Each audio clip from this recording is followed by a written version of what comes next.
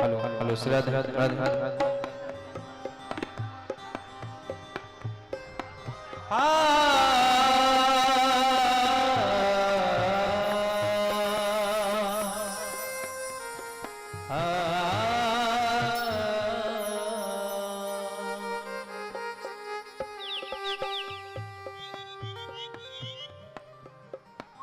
गजाननं भूतगणाधिसेवितं कपितजम्बफलचारभक्षणम् उमासुतं शोकविनाशकारकं नमामि विघ्नेश्वरपादपङ्कजं। या देवी सर्वभूतेषु विद्यारूपेण संस्थिता नमस्तस्यै नमस्तस्यै नमस्तस्यै नमो नमः। आइए हनुमत विराजिए भजन करो मति अनुसार प्रेम सहित गादी धरो सुमिरो पवन कुमार।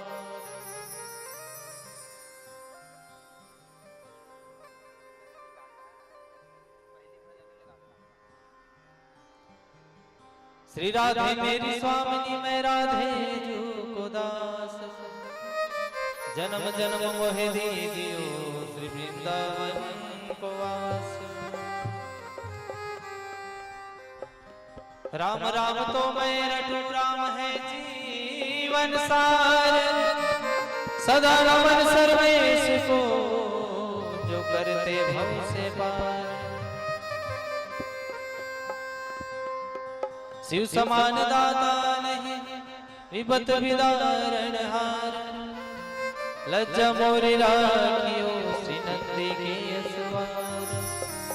बोलिए शिव शंकर भगवान की।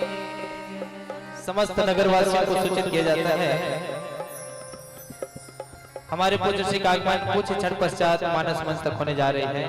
अति सत्य संख्याएं पधार कर कथा में भाग लेकर के समस्त भक्त जन पुण्य के भागी बने। आइए इसी आशा और विश्वास के साथ पूज्य श्री के चरण कमल में छोटी सी वंदना के साथ आज दिन की शुरुआत करें। तेरी रहमतों का किस्सा मेरे श्याम चल रहा है।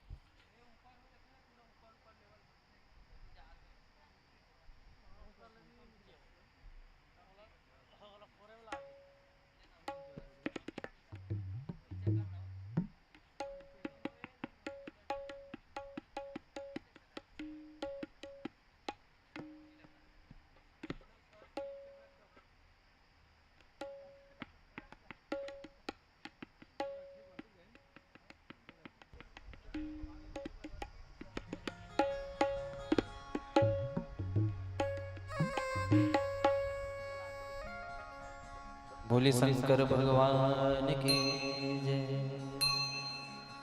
आरती अति पावन पुराण की, धर्म भक्ति विज्ञान ज्ञान की। आरती अति पावन पुराण की, धर्म भक्ति विज्ञान ज्ञान की। महापुराण भागवत निर्मल, महापुराण भागवत निर्मल। सुख मुख विगलित निगम कल्प फल, सुख मुख विगलित निगम कल्प फल। परमानंद सुधारस में फल, परमानंद सुधारस में फल। लीला रति रस रस निधान की। आरती अति पावन पुराण की, धर्म भक्ति विज्ञान ज्ञान की। धर्म भक्ति विज्ञान ज्ञान। अलिमल मथनी प्रताप निवारणी, अलिमल मथनी प्रताप निवारणी। जन्म मृत्यु भव भय हारिणी, जन्म मृत्यु भव भय हारिणी। सेवक सतत सकल सुखकारी, सेवक सतत सकल सुखकारी। तुम औषधि है जगत गाने की। आरती अति पावन पुराण की, धर्म भक्ति विज्ञान ज्ञान की। आरती अति पावन पुराण की। विषय विलास विमोह विनाशिनी, विषय विलास विमोह विनाशिनी। विमल विराग विवेक विकासिनी, विमल विराग विवेक विकासिनी। भागवत तत्व रहस्य प्रकाशिनी, भागवत तत्व रहस्य प्रकाशिनी। परम ज्योति परमात्म ज्ञान की। आरती अति पावन पुराण की, धर्म भक्ति विज्ञान ज्ञान की। आरती अति पावन पुराण की।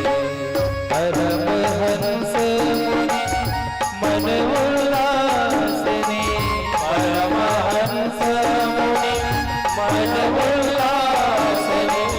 रसिक हृदय रस रास विलासिनी, रसिक हृदय रस रास विलासिनी। भक्ति मुक्ति रति प्रेम सुदासिनी, भक्ति मुक्ति रति प्रेम सुदासिनी। कथा जगति सुजाने की। आरती अति पावन पुराण की, धर्म भक्ति विज्ञान ज्ञान की। आरती अति पावन पुराण की। कर्पूर गौरम करुणावतारम संसार सारम सदा वसन्तं हृदयारविन्दे। भवं भवानी सहितं नमामि। मन्दारमाला कुलितालकाय, कपालमाला शशिशेखराय। दिगम्बराय च दिगम्बराय, नमः शिवाय च नमः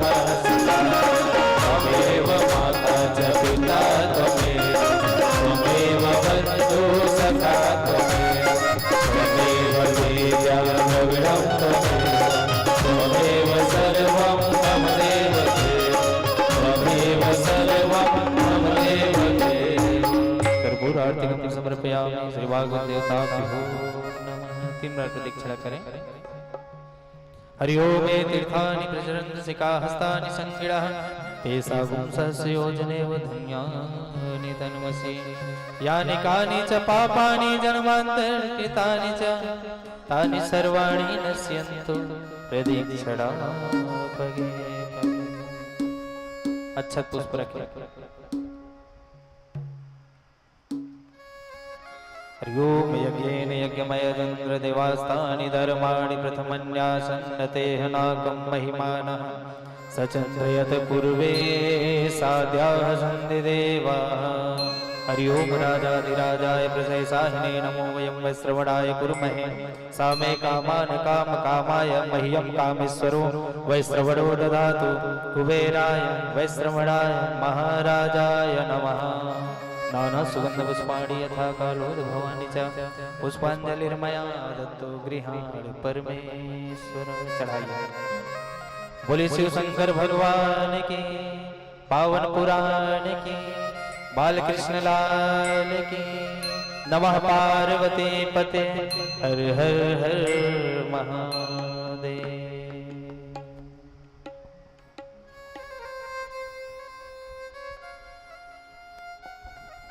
सभी भक्तजन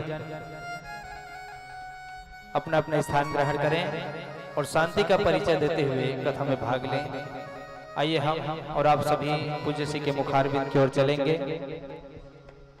बोलिए बालकृष्ण लाल की, शिव शंकर भगवान की।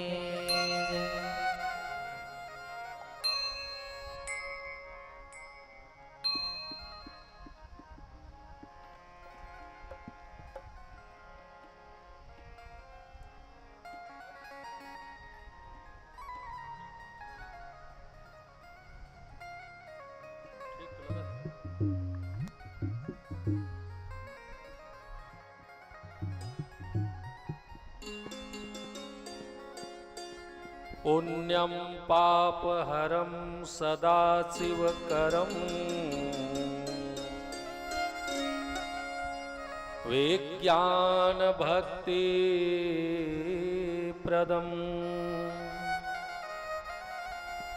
मायामोहमलापहं सुविमलं प्रेमाम्बोपुरं शुभम्। वन्दे बोधमयं नित्यं गुरुं शङ्कररूपिणम्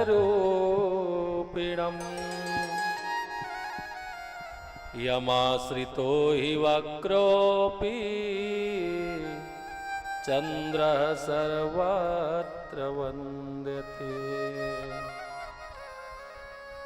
मुख होई बाचाल पंगुम चढ़े गिरिवर गहन जासु कृपा सु दयाल द्रवहु सकल कलिमल दहन। नमो निर्विकारं निराकार नित्यं निरिहयद्भुतं नेति गोभक्तभृत्यं। नमो सच्चिदानन्द आनन्दरूपं भवोत्ताप संताप विसदापकूपम्। महामूर्ति तैमूर्ति स्फूर्ति प्राज्ञम् जनाकाशयाकाश साकाश यज्ञम्। किरीटादि भांजे सुशंखादि हस्ते नमो विष्णुदेवे सुदेवं नमस्ते। वन्दे बोधमयं नित्यं गुरुं शङ्कररूपिणं यमाश्रितो हि वक्रोऽपि चन्द्रः सर्वत्र वन्द्यते। वन्दे विदेहतनया पदपुण्डरीकं कैशोर सौरभ समाहयत योगी चित्तम हंतुम चितापमनिशं मुनिहंस सेव्यम सन्मानशालि परिपेत परागपुंजम नमोस्तुते व्यास विशाल बुद्धे पुल्लारविंदायत पत्र नेत्रम येन त्वा भारत तैल पूर्ण प्रज्वालितो ज्ञान मया प्रदीप वंदे देवं उमापतिं सुरगुरुं वंदे जगत्कारणं वंदे पन्नगभूषणं मृगधरं वंदे पशूनां पतिम् वंदे सूर्यशशाङ्कवहनीचनयनं वंदे मुकुन्दप्रियं वंदे भक्तजनाश्रयं च वरदं वंदे शिवशङ्करं बंसी विभूषितकरा नवनीरदाभात पीताम्बरादरुणबिम्ब फलाधरोष्ठाद पूर्णेन्दु सुंदर मुखादरविंद नेत्रात् कृष्णात् परम किमपि तत्त्वमह्यं न जाने। नमो धर्माय महते नमः कृष्णाय वेदसे ब्राह्मणोभ्यो नमस्कृत्य धर्मान् वक्षे सनातना अखण्डमण्डलाकारं व्याप्तमयेन चराचरम् तत्पदं दर्शितं येन तस्मै श्री गुरुवे नमः। गुरुर्ब्रह्मा गुरुर्विष्णु गुरुर्देव महेश्वरा गुरुर्साक्षात् परं ब्रह्म तस्मै श्री गुरुवे नमः। बंदव गुरुपद पदुम परागा सुरुचि सुवास सरस अनुराग वंदे बोधमयं गुरुं विश्वास स्वरूपिणं ज्ञानगम्यं चिदाभूमा मध्यते मंडलाकारम् श्री गुरुचरण सरोज रज निज मन मकुर सुधा वरनौ रघुवर विमल यस जोदायक फल बुद्धिहीन तनु जानिके सोमिरौ पवन कुमार बल बुद्धि विद्या देहु मोहि हरहु कलेश विकार पवन तनय संकट हरण मंगल मूर्ति रूप राम लखन सीता सहित हृदय बसहु सुरभूप राम लखन सीता सहित हृदय बसहु सुरभूप।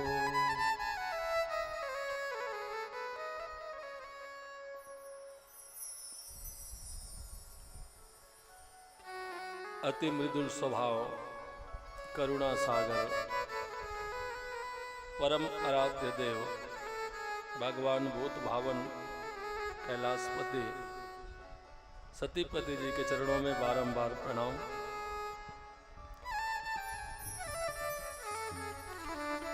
भगवान श्री राम प्रिय रुद्रावतारी केसरी नंदन हनुमान जी के चरणों में कोटि कोटि वंदन। अकारण करुणा वरुणालय भगवान श्री राघव जी, भगवान श्री माधव जी के चरणों में बारंबार प्रणाम।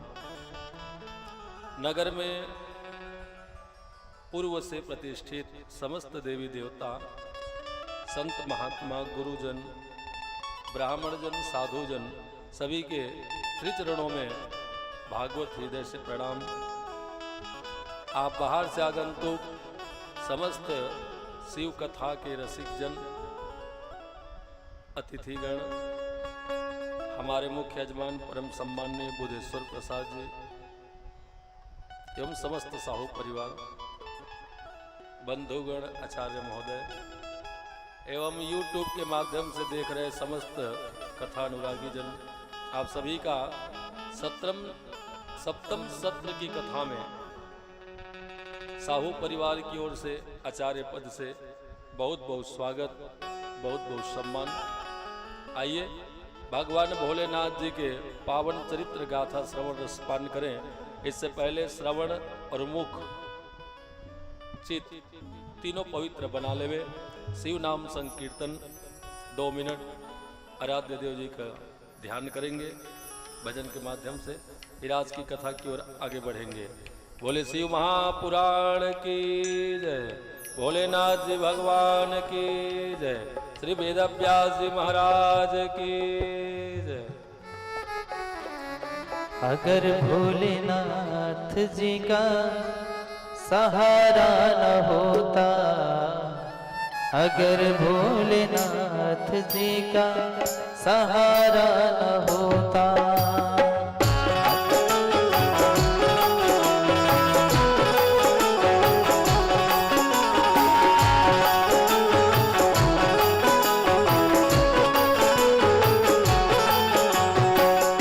अगर भोलेनाथ जी का सहारा न होता, अगर भोलेनाथ जी का सहारा न होता, तो दुनिया में कोई हमारा न होता, तो दुनिया में कोई हमारा न होता।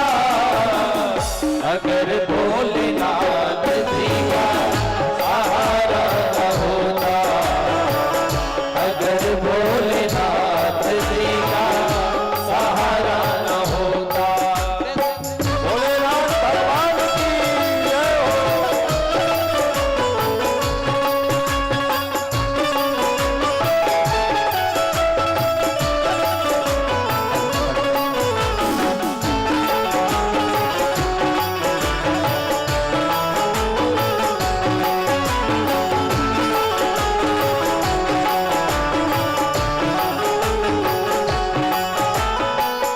जब से मिली है दया हमको जी,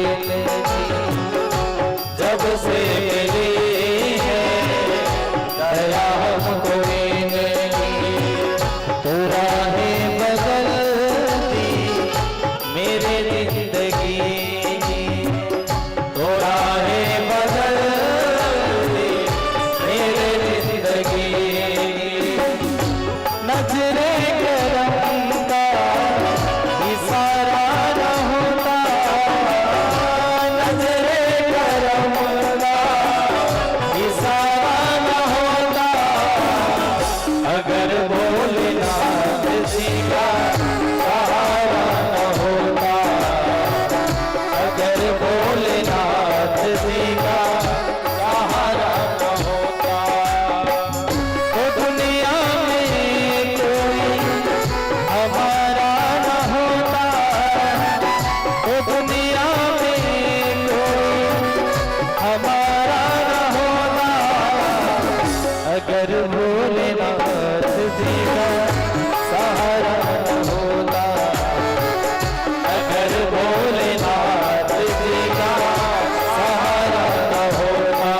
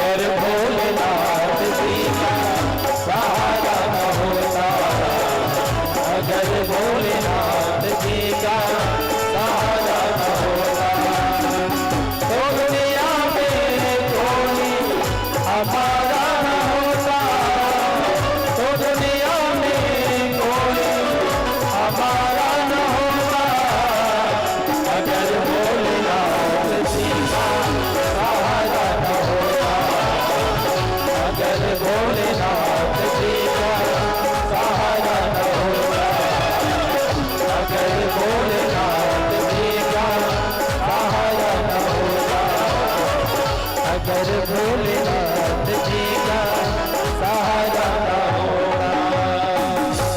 हर हर महादेव। हर हर महादेव।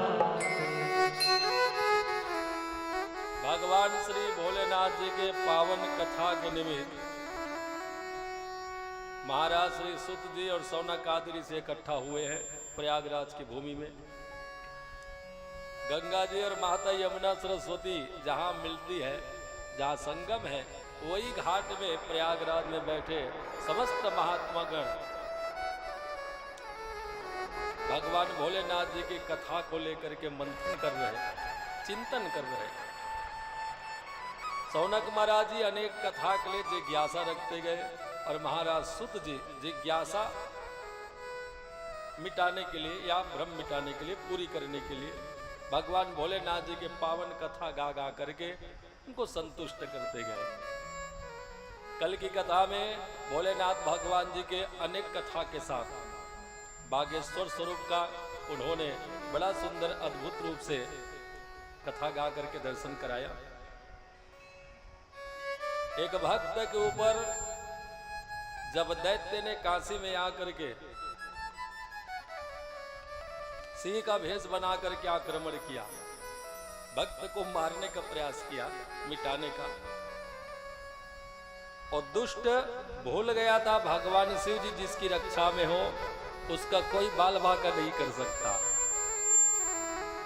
वो बेचारा भक्तराज शिवलिंग का बहुत सुंदर ढंग से अभिषेक करा के बढ़िया से बिल्व पत्र चढ़ा करके 1650 से पूजन करके प्रार्थना में लगा हुआ है, हाथ जोड़े आंख बंद करके पंचाक्षरी मंत्र गाने में लीन है। इसी समय वो सिंह का भेष बनाया और सिंह भेष बना करके झपट दिया। कुक्षिकृत मृगेश्वर, जैसे ही भक्तराज के ऊपर झपटने को हुआ तो शिवलिंग में से साक्षात भोलेनाथ भगवान जी प्रकट हो गए और प्रकट होकर के वो सिंह रूपी दैत्य का संहार कर डाला। कुक्षिकृता, भगवान भोलेनाथ जी ने भारी सिंह को अपने बगल में दबा करके पटक पटक के मार दिया। इसी दिन से भगवान जी भक्तों को सुख देने के लिए काशी नगर में व्याघ्रेश्वर नाम से प्रसिद्ध हो गए। व्याघ्रेश्वर, बाघ रूप में दैत्य का वध किया। एक कथा सुन करके इदम चरितम परमम व्याघ्रेश्वर उद्भवम, भगवान व्याघ्रेश्वर उत्पत्ति कथा को सुन करके पावन पवित्र चरित्र का श्रवण रस पान करके सौनक आदि ऋषि बड़े प्रसन्न हो गए। मत चरितम इदम श्रुत्वा, श्रुत्वा माने सुन करके भगवान जी का सुंदर चरित्र को समस्त भक्तगण जय जयकार करने लग गए। भोलेनाथ भगवान की जय हो, जय हो महाराज, जय हो। हे सुत महाराज जी, आपने बहुत सुंदर कथा गा के सुनाई है। प्रभु, आप जैसे जैसे कथा आगे बढ़ाते जा रहे, हमारी जो लालसा है और बढ़ते जा रही है। और कथा में ना श्रोता में यही श्रेष्ठ लक्षण है, श्रेष्ठ श्रोता का यही लक्षण है, जितना सुने उतना ही ज्यादा कथा में प्रेम बनता जाए और मन में ललक बनी रहे। तो सौनक आदि ऋषि समस्त पुराणों में श्रेष्ठ श्रोता है।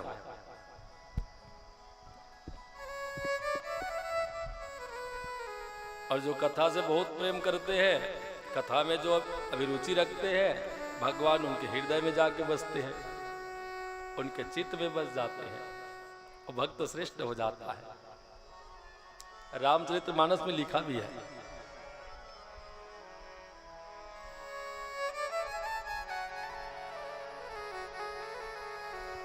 भगवान जी के चरित्र गाथा को जो कंटिन्यू लगातार धारा प्रवाह श्रवण करते रहे, उभे नहीं, ऐसे भक्तों के हृदय में भगवान जा विराजते हैं। जे या कथा निरंतर मान विश्वास, सुनई मान विश्वास, विश्वास पूर्वक श्रवण करे।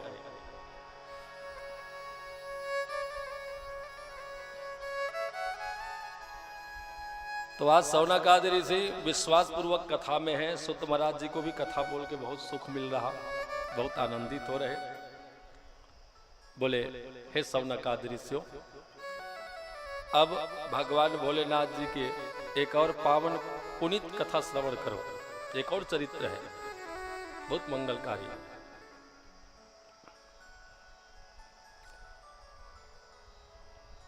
गोस्वामी जी ने भी स्पष्ट कर दिया है ना, विश्वास पूर्वक जो कथा श्रवण करता है वो भगवान जी को न प्रसन्न कर लेता है, भगवान उनके हृदय में विराज जाते हैं।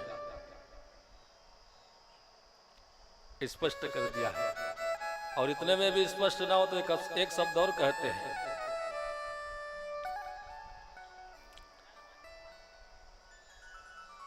मानव जीवन में आके कान श्रवण द्वार को जो भजन कीर्तन में लगा दे, कथा सुनने में लगा दे, वास्तव में वही मानव श्रेष्ठ है। बाकी संसार की सुनने में लगा है और एकदम नीचे वाला है, मध्यम भी नहीं है।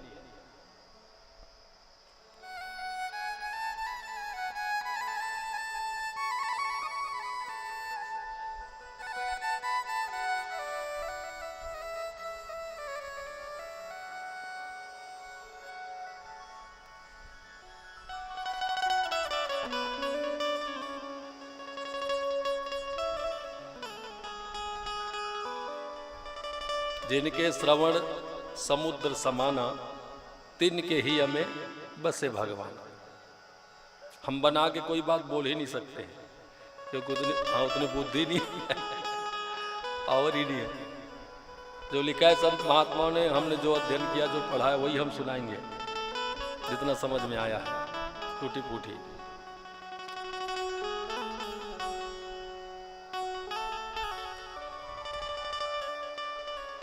तिनके हिया में बसे भगवान, उन्हीं के हृदय में बसते हैं भगवान। जिनके श्रवण समुद्र समाना, जो कान को सागर जैसा बना लिया हो, कथा आते रहे कभी न भरे, कभी न तृप्त होए। और जो मानव जीवन में कथा ना सुने तो ना सुनने वाले जो लोग हैं, कथा ना सुनने वाले, उन लोगों में जो कान है ना, वो कान को कुछ और ही बताया महात्माओं ने। जे यह कथा सुने नहीं काना, गोस्वामी जी लिखते हैं, जे यह कथा सुने नहीं काना, जे यह कथा सुने नहीं काना, श्रवण रंध्र अहि रूप समान, श्रवण रंध्र अहि रूप समान, जे यह कथा सुन नहीं काना, जे यही कथा सुन नहीं काना, श्रवण रंध्र अहि रूप समान, श्रवण रंध्र अहि रूप समान।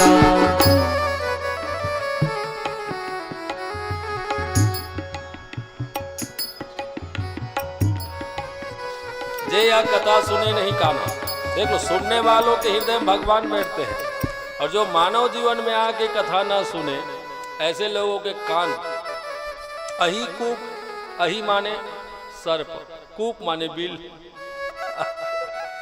उन लोगों का कान जो कथा ना सुने जीवन में, वो सांप का बिल समझो, उसमें ना किंग कोबरा बैठा है, कभी भी डस देगा। वो कान विषैला सुनने में आदी हो गया है, विषय की सुनने में आदी हो गया है। उसमें विषय की ना, हाँ विषय की रस भरी हुई है, जहर भरा है, जहर।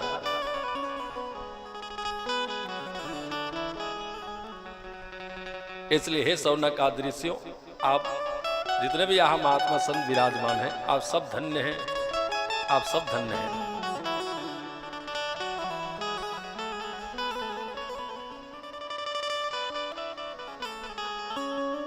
और मैं भी धन्य हो गया। आज धन्य मैं धन्यति यद्यपि सब विधि, मुझमें कुछ नहीं है, फिर भी आज मैं भगवान भोलेनाथ जी का पावन चरित्र गाथा गा करके भक्त समाज के बीच में सेवा करते बैठा हूँ। ये मेरे लिए धन्य की बात है। यद्यपि सब विधिहीन, मुझ में कुछ नहीं है, न ज्ञान न बुद्धि, कुछ नहीं है, फिर भी भगवान भोलेनाथ जी के अहेतु की कृपा से आज मैं भगवान भोलेनाथ जी की सेवा में बैठा हूं। अब सुनो भोलेनाथ भगवान जी के एक पावन चरित्र गाथा, जिसमें भगवान जी कंदुकेश्वर भगवान के नाम से प्रकट हुए। कंदुकेश्वर, कंदुक माने गेंद, कंदुक माने क्रीड़ा भी होता है, खेल भी होता है। बहुत समय पहले की बात है, अब कथा में हम प्रवेश हो रहे हैं। अस्ताम पुरा महादैत्यो विद्दलो उत्पल्ल संज्ञको। बहुत समय पहले उद्दलो उत्पल्ल, संज्ञम, संज्ञो माने संज्ञा माने नाम। बहुत समय पहले विद्दल और उत्पल नाम के दो राक्षस हुए, दैत्य थे। दैत्य प्राचीन समय की कथा है। क्या नाम है दैत्यों का? एक का नाम है उत्पल और एक का नाम है विद्दल। विद्दल और उत्पल ये दोनों राक्षस हैं। इन दोनों भाइयों ने मिलकर के ब्रह्मा जी का कठोर ध्यान लगाया, साधना किया, तप किया। ब्रह्मा जी को इष्ट बना करके इनके नाम मंत्र की उपासना। एक बात है साहू जी, आप कोई भी शब्द ले लो, कोई भी नाम ले लो, कोई भी अक्षर ले लो, कोई भी वर्ड ले लो, हर एक अक्षर में, हर एक वर्ड में ब्रह्म है।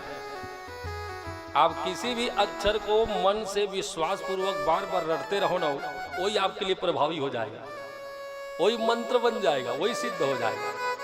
चाहे वो कहीं से भी मिला हो मंत्र, आप वो शब्द आपको वही मंत्र बन जाएगा। विश्वास में बड़ा पावर है। मंत्र जाप मम दृढ़ विश्वासा, पंचम भजन सुवेद प्रकाशा। मंत्र जाप में विश्वास होना चाहिए, तभी फल मिलता है। विश्वास पूर्वक होना चाहिए। तो इन दोनों भाइयों ने एक निर्जन वन में बैठ करके भगवान ब्रह्मा जी का कठोर साधना कर दिया। कई हजार वर्षों तक बैठे रहे, न खाने में, न पीने में, न सोने में, कहीं ध्यान नहीं, केवल ब्रह्म में ध्यान लग गया है। और इनको पूरा विश्वास है, आज नहीं तो कल भगवान ब्रह्मा जी सामने आएंगे, हमें ब्रह्मा जी का दर्शन प्राप्त होगा। और यही विश्वास फल गया। जब साधना करते करते इनका बदन से मांस गल गल के गिरते गया, चींटी दीमक इनके मांस को चाटने लगे, हड्डी मात्र रह गए, हड्डी मात्र। बताओ, ऐसे साधना किए दोनों ने, विद्दल और उत्पल ने। तब भगवान भोलेनाथ जी ब्रह्मा जी को आदेश करते हैं, हे ब्रह्मदेव, ये दोनों दैत्य होकर के भक्ति में, भजन में, तप में श्रेष्ठ है, आप जल्दी जाइए और दोनों भक्तों को मुंह मांगा वरदान दे के आइए।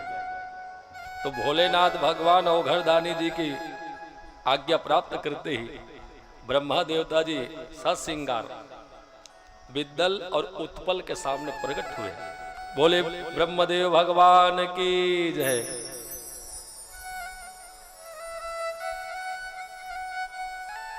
ब्रह्मदेव भगवान जी ने देखा ये दोनों अस्थि मात्र रह गए हैं और स्वर अभी भी जारी है, मंत्र जारी है। ब्रह्म भगवान जी की आंखें नम हो गई। आहा, देखते हो गए हम भी इतना विश्वास, इतनी कठोर साधना, देह का परवाह न करते हुए, इंद्रिय सुख को त्याग करके, विरक्त होकर के इन्होंने ऐसा किया है। 3 बार तो पहले ब्रह्मादेव जी ने इनका परिक्रमा किए हैं। बताओ, जिनकी परिक्रमा हम करते हैं वो भगवान भक्तों की परिक्रमा कर रहे हैं। और 3 बार परिक्रमा करते ही ये दोनों भाई दिव्य रूप में प्रकट हो गए। श्री शिवाय नमस्तुभ्यम, दिव्य रूप में प्रकट हो गए। चमत्कार लीला है। दोनों दिव्य रूप धारण करके भगवान से ब्रह्मा जी का प्रणाम किया। प्रणाम परम पिता परमेश्वर सच्चिदानंद रूपाय विश्वोत्पत्त्यादि हेतवे तापत्रय विनाशाय श्री ब्रह्मदेवाय नमो नमः। हे ब्रह्मदेव जी, हम आपकी शरण में हैं। हमें स्वीकार लो। ब्रह्मा देवता ने एक एक बाह से दोनों को स्पर्श करके उठाया। उठ जाओ बेटे। विद्दल, उत्पल, हाँ प्रभु, क्या इच्छा है तुम्हारी? जिस भी ध्येय से जब तप किया है, जिस भी कामना से तुमने पूजा व्रत किया है, वो कामना बोलो, वो इच्छा बोलो, कहो तुम्हें क्या चाहिए। जो तुम्हारी इच्छा है वो मैं पूरी करने आया हूं। भगवान भोलेनाथ जी का ऊपर कृपा है, सर के ऊपर, उनकी कृपा से कुछ अदे नहीं है। जो चाहोगे मैं दे सकता हूं।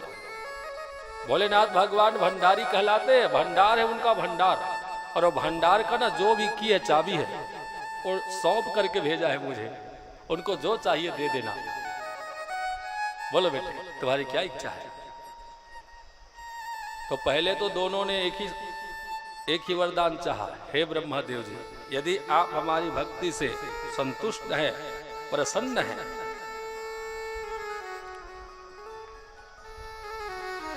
तो हमें एक ही वरदान चाहिए। बोले का हम किसी के मारे न मरे, अजर अमर रहे।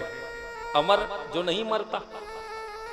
अमृत तो किसे कहते हैं? जो कभी ना मरे, जिसका विनाश ना हो, जो मरे नहीं, वो अमर है।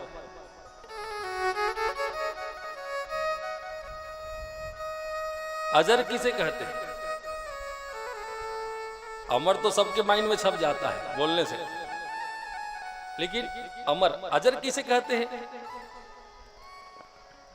अजर अमर, तो अजर का अर्थ होता है जरा, अजरा। जरा मीन्स बुढ़ापा, वृद्धावस्था। अजर का अर्थ होता है हम वृद्धावस्था को प्राप्त न होवे और कभी ना मरे, इसे कहते हैं अजर अमर। हम सुंदर स्मार्ट ही रहें, डोकरा झन हो, बढ़िया सुंदरेज रही नहीं और कभू झन मरी, ऐसा वरदान अजर अमर कहलाता है। अजरा माने वृद्धावस्था को प्राप्त नहीं होना, वृद्धावस्था से बचे रहना। अब भगवान जी को देखेंगे, चाहे त्रेता में हो, चाहे द्वापर में हो, किसी युग में, भगवान जी 16 वर्ष की आयु में होते हैं। समय कितना भी निकल जाए, अजर अमर जो होते हैं उनकी जो आयु है, अवस्था है, 16 वर्ष में टिक जाता है। 16 वर्ष ज्यादा नहीं होए, चाहे कतको वर्ष निकल जाए, अजर व्यक्ति 16 वर्ष के ही होंगे। वो कभी वृद्ध नहीं होंगे और उनकी सुंदरता में कोई कमी नहीं आएगा, यथावत बने रहेंगे। इसीलिए भगवान कृष्ण जी, भगवान राम जी का कभी दाढ़ी मूछ देखने में नहीं आया, क्योंकि 16 वर्ष की आयु में टिक जाते हैं। फिर इनकी आयु में ना, हाँ, कोई वृद्धि नहीं होता है। तो ब्रह्मा जी बहुत समय तक सोच में पड़ गए, सोचने लग गए, अरे अमरत्व भी चाहिए और जरा से भी बचना चाहते हैं, और ये दोनों कार्य नहीं हो पाएगा। आया है सो जाएगा, जन्म लेने वाला को मरना पड़ता है।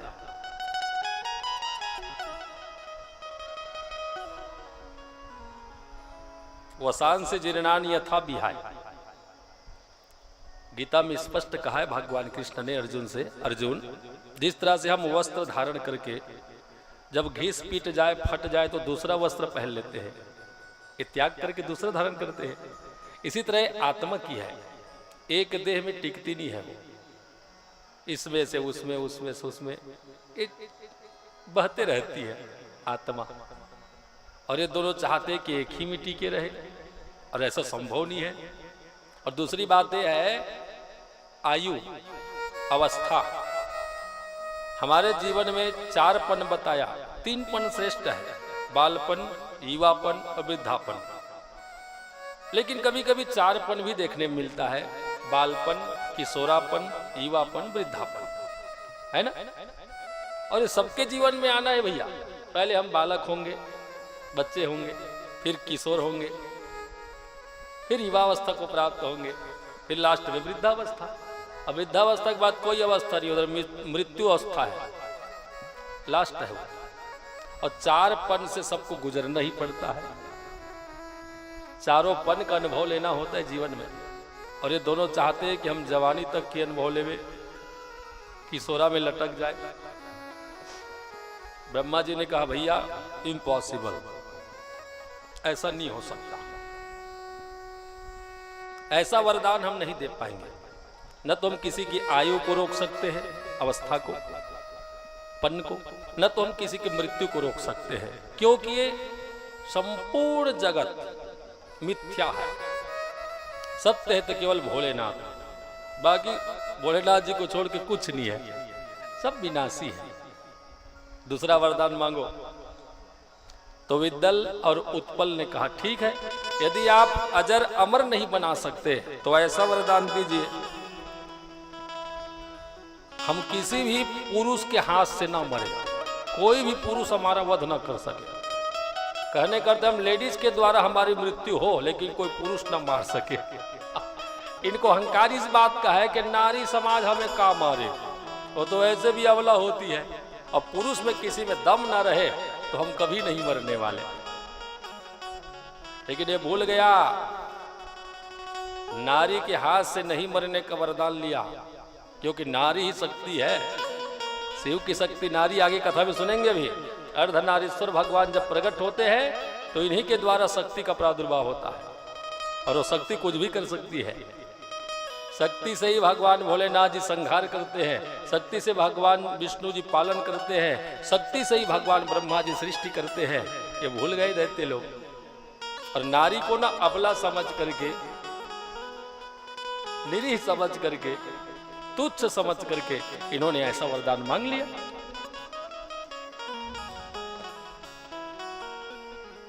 ब्रह्मा जी ने कहा अब ठीक है, मरना तो कम से कम स्वीकार किए हो, किसी के हाथ से तो मरोगे, पुरुष के हाथ से ना मरो तो नारी के हाथ से मरोगे, जाओ तथास्तु, ऐसा ही होगा। किसी भी प्राणी में, किसी भी प्रजाति में तुम पुरुष के हाथ से नहीं मरोगे।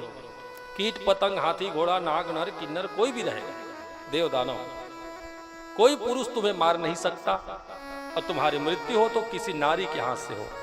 आशीर्वाद। ऐसा वरदान देकर के ब्रह्मा जी अपने धाम को चले गए। तत्पश्चात ये दोनों भाई वरदान के प्रभाव से अहंकारी हो गए, और तीनों लोक में हाहाकार मचा दिया। कोई पुरुष नहीं मार सकता, और नारी समाज बेचारी भयभीत रहती है। साधारण नारी में इतना पावर नहीं कि विद्दल के सामने आ जाए। तो तीनों लोक में ये दोनों भाइयों ने अपनी दबदबा बनाया, सबको परेशान करने लग गया। किसी भी राजा का राज्य को हड़प लेता है, राजा कुछ नहीं कर पाता, संपत्ति अपने नाम।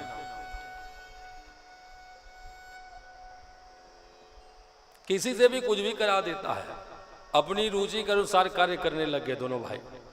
जो इनको अच्छा लगे वही काम करते थे। देवता लोगों की कुछ न चल पाई, इन नाम के देवता रह गए, काम इनका सब खत्म हो गया।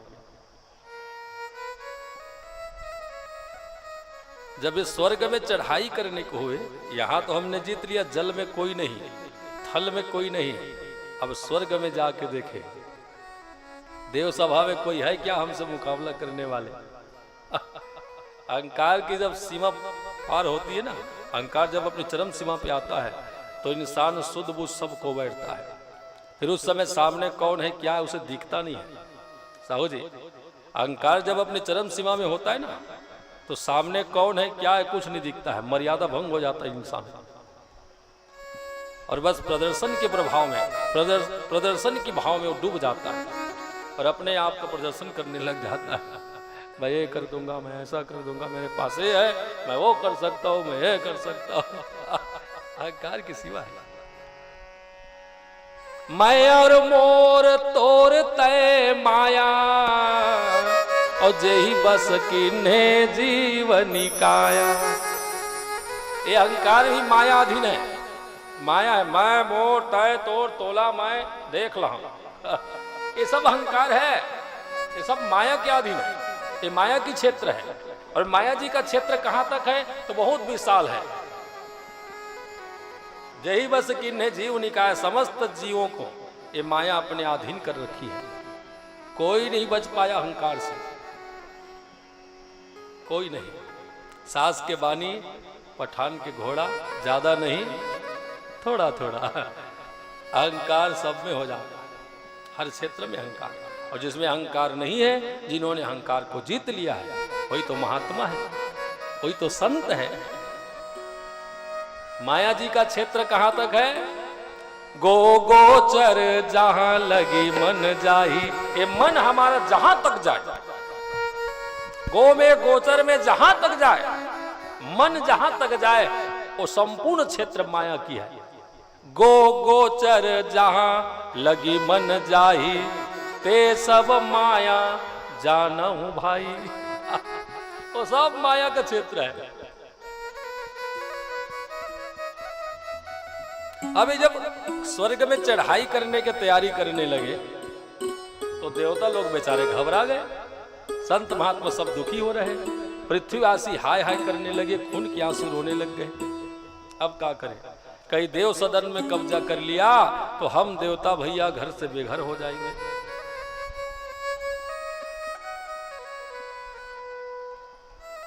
तो समस्त देवताओं ने मिल करके भगवान विष्णु जी का ध्यान लगाया। भगवान विष्णु जी प्रकट हुए। देवताओं ने अपनी स्थिति परिस्थिति से भगवान विष्णु जी को अवगत कराया। सुन करके भगवान विष्णु जी थोड़े से मुस्कुराए और मुस्कुरा करके बोले, देखो भैया देवगणों, इस वक्त विद्दल और उत्पल कठोर साधना करके न प्रभावी हो चुके हैं, और हम चाहे कितना भी प्रयास कर ले, हम में से कोई नहीं मार सकता, क्योंकि उनको स्त्री के हाथ से मरना है। कोई नारी वध कर सकती है, हम में से पुरुष नहीं है। तो प्रभु, क्या हमें स्वर्ग भी उन दो दैत्यों के हवाले करना होगा? हमें स्वर्ग छोड़ के भागना होगा? हम भागने की बात नहीं कर रहे भैया, पहले बात पूरी सुन तो लो। जब हम लोगों से नहीं मर सकता वो, जब हमारे द्वारा वो मृत्यु को प्राप्त नहीं होगा, एक नारी के द्वारा मृत्यु को प्राप्त होगा, तो क्यों ना मातेश्वरी जगदम्बा जी के हाथ से दोनों भाइयों का संहार कराए। कैसे? देवताओं ने कहा, माता जी क्यों संहार करेंगे, क्यों युद्ध करेंगे? ये सब काम ना नारद जी के ऊपर छोड़ दो। नारद महाराज जी का ध्यान करो। देव ऋषि नारद जी आ जाए ना, संत नारद जी, तो सब काम बना देंगे। माता पार्वती जी के साथ इन दोनों भाइयों का झगड़ा करा के माता जी के हाथ से वो वध करा देंगे। और एक काम न चतुर नारद जी ही कर सकते हैं। किसी तरह से माता जी से विवाद छिड़ जाए दोनों भाइयों का, फिर काम बन जाएगा। नारद जी को बुलाया गया। त्रिकालज्ञ सर्वज्ञ तुम, गति सर्वत्र तुम्हारी। त्रिकालज्ञ सर्वज्ञ तुम, गति सर्वत्र तुम्हारी। कहूँ सुता के दोष गुना, मुनिवर हृदय विचार, मुनिवर हृदय विचार। नारद महाराज जी का सबने आवाहन किया है सस्वर। फिर नारद महाराज जी वहां प्रकट होते हैं। नारायण नारायण नारायण। भगवान विष्णु जी को प्रणाम, ब्रह्मा जी को प्रणाम। कहिए समस्त देवताओं को मेरा प्रणाम। समस्त देवताओं ने नारद मुनि का प्रणाम किया। कैसे याद किया गया? इस वक्त देव सभा में कौन सी संकटान पड़ी है? ये भी त्रिकाल दृष्टि है ना, आगे पीछे सब जान लेते हैं। तब देवता रो रो करके दुख सुनाने लग गए। प्रभु, हे नारद महाराज जी, इस वक्त हम समस्त देवता समस्त प्राणी संकट से घिरे हैं। दीन दयाल बिरद संभारी, हरहु नाथ मम संकट भारी। हम भारी संकट में हैं, त्रिलोक के संकट में हैं। विद्दल और उत्पल नाम के दोनों दैत्य, दोनों भाइयों ने स्त्री के हाथ से मरने का वरदान लेकर के तीनों लोक में अपनी दबदबा बनाया है। पूजा में, पाठ में, ध्यान में, भजन में, सब में व्यवधान पैदा कर देते हैं। कुनीति को प्रचार कर रहे और हमारे हिंदू धर्म की नीति को कुचल मसल रहे। इसलिए महाराज, धर्म की रक्षा करते हुए आप हमारी प्रार्थना सुनिए और मदद कीजिए, सहयोग कीजिए, हेल्प कीजिए। नारायण नारायण नारायण। चिंता करने की कोई बात नहीं है।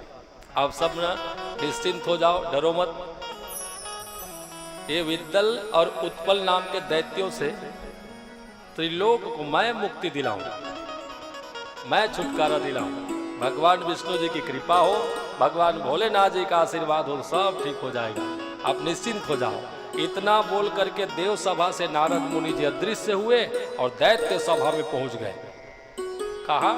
जहां विद्दल और उत्पल है, राज सिंहासन में बड़े बड़े राक्षसों के बीच बैठे हैं, नारद मुनि जी वहीं पहुंच गए और दैत्य सभा में जाकर के नारायण नारायण गाने लग गए।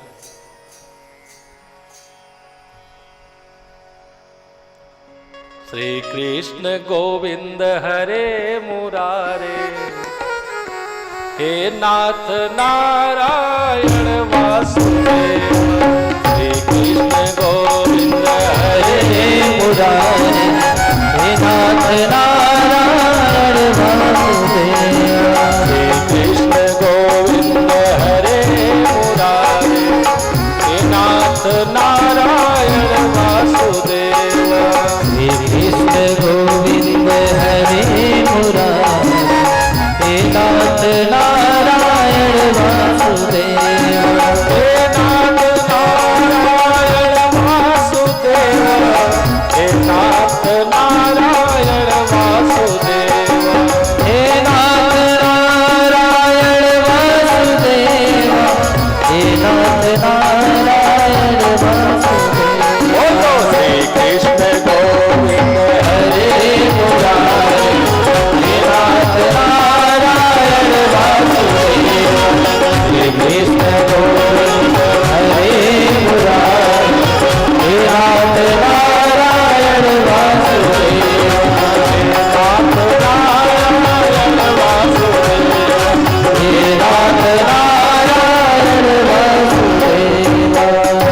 बोले नारद मुनि महाराज की जय, शंभुनाथ भगवान की जय। बाबा जी का पूर्ण सहयोग है। नारद मुनि जी का दोनों भाइयों ने सम्मान करके आसन दिया, 650 से पूजन किया।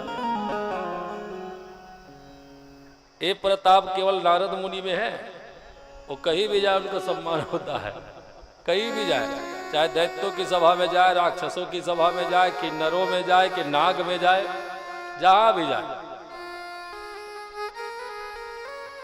समझ रहे ना मतलब? सरल व्यक्ति का हर जगह सम्मान होता है। बोल भागवत भगवान की। हाँ, सरल व्यक्ति का हर सभा में सम्मान होता है। सरल व्यक्ति का सब सम्मान करते हैं, चाहे कोई कितना भी बिगड़ा हुआ व्यक्ति हो। सरल व्यक्ति सामने आएगा ना तो बिगड़ा हुआ व्यक्ति भी उनका सम्मान करता है। हाँ, उदंडता को त्याग करके भी विनम्र व्यक्ति का सम्मान करता है। कोई कितना भी मर्यादाहीन हो, सरल सज्जन व्यक्ति सामने आ जाए ना तो वो मर्यादित हो जाता है कुछ क्षण के लिए। हाँ, सरलता में इतनी पावर है। नारद मुनि महाराज जी को 650 से पूजन करके दोनों भाइयों ने श्री चरणों में प्रणाम किया। प्रणाम ऋषिवर, हम धन्य हुए ब्राह्मण देव, आपके आगमन से चरण रज लगने से हम पवित्र हो गए हैं, हम धन्य हो गए हैं।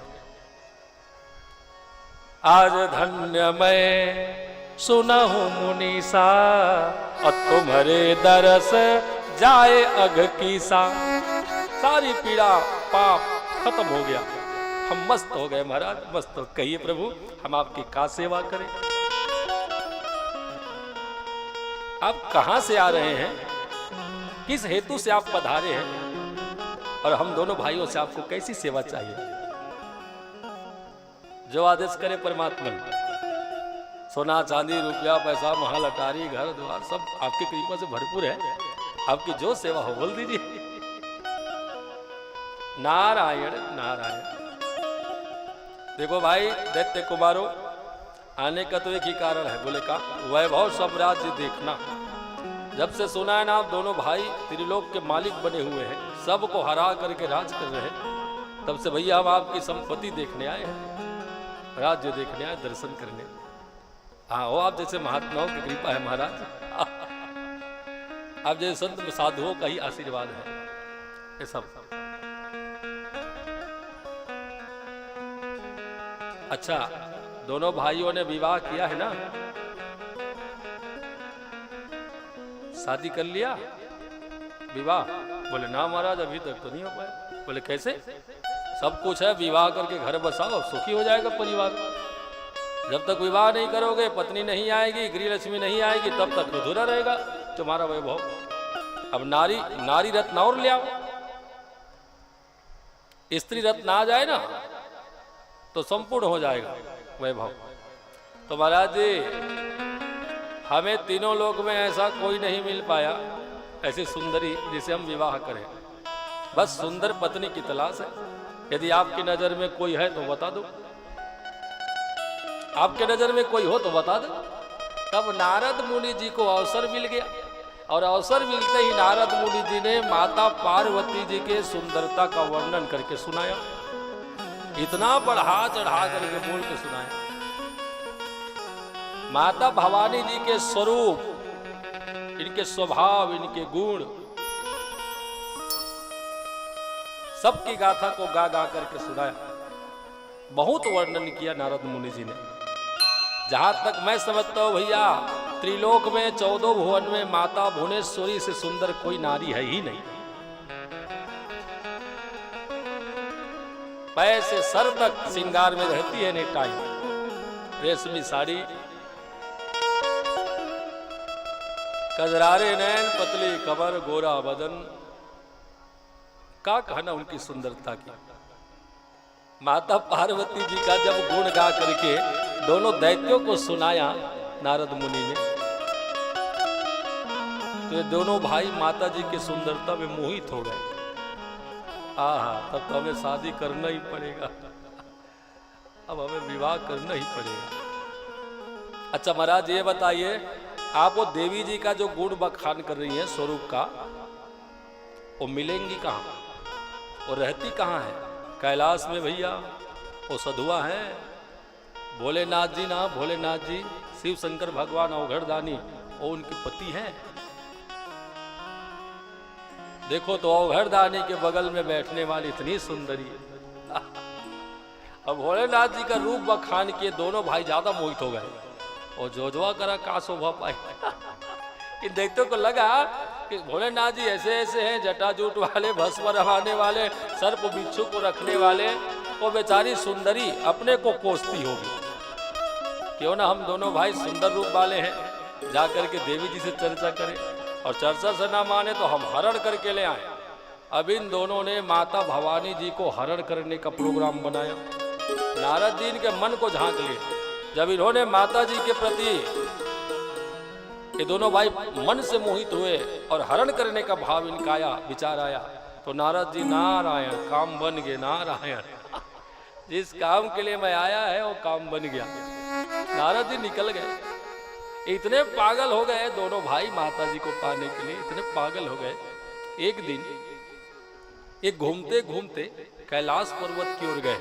आज विचार करके ना, पूरा पक्का विचार बना के आज हरण करके लाना ही है देवी जी को, आद्य शक्ति को। इसी समय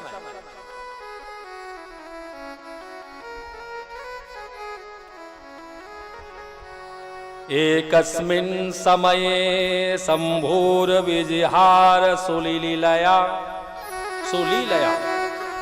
कौतुके नैव चिक्रिणे शिवा कंदुकलीलया।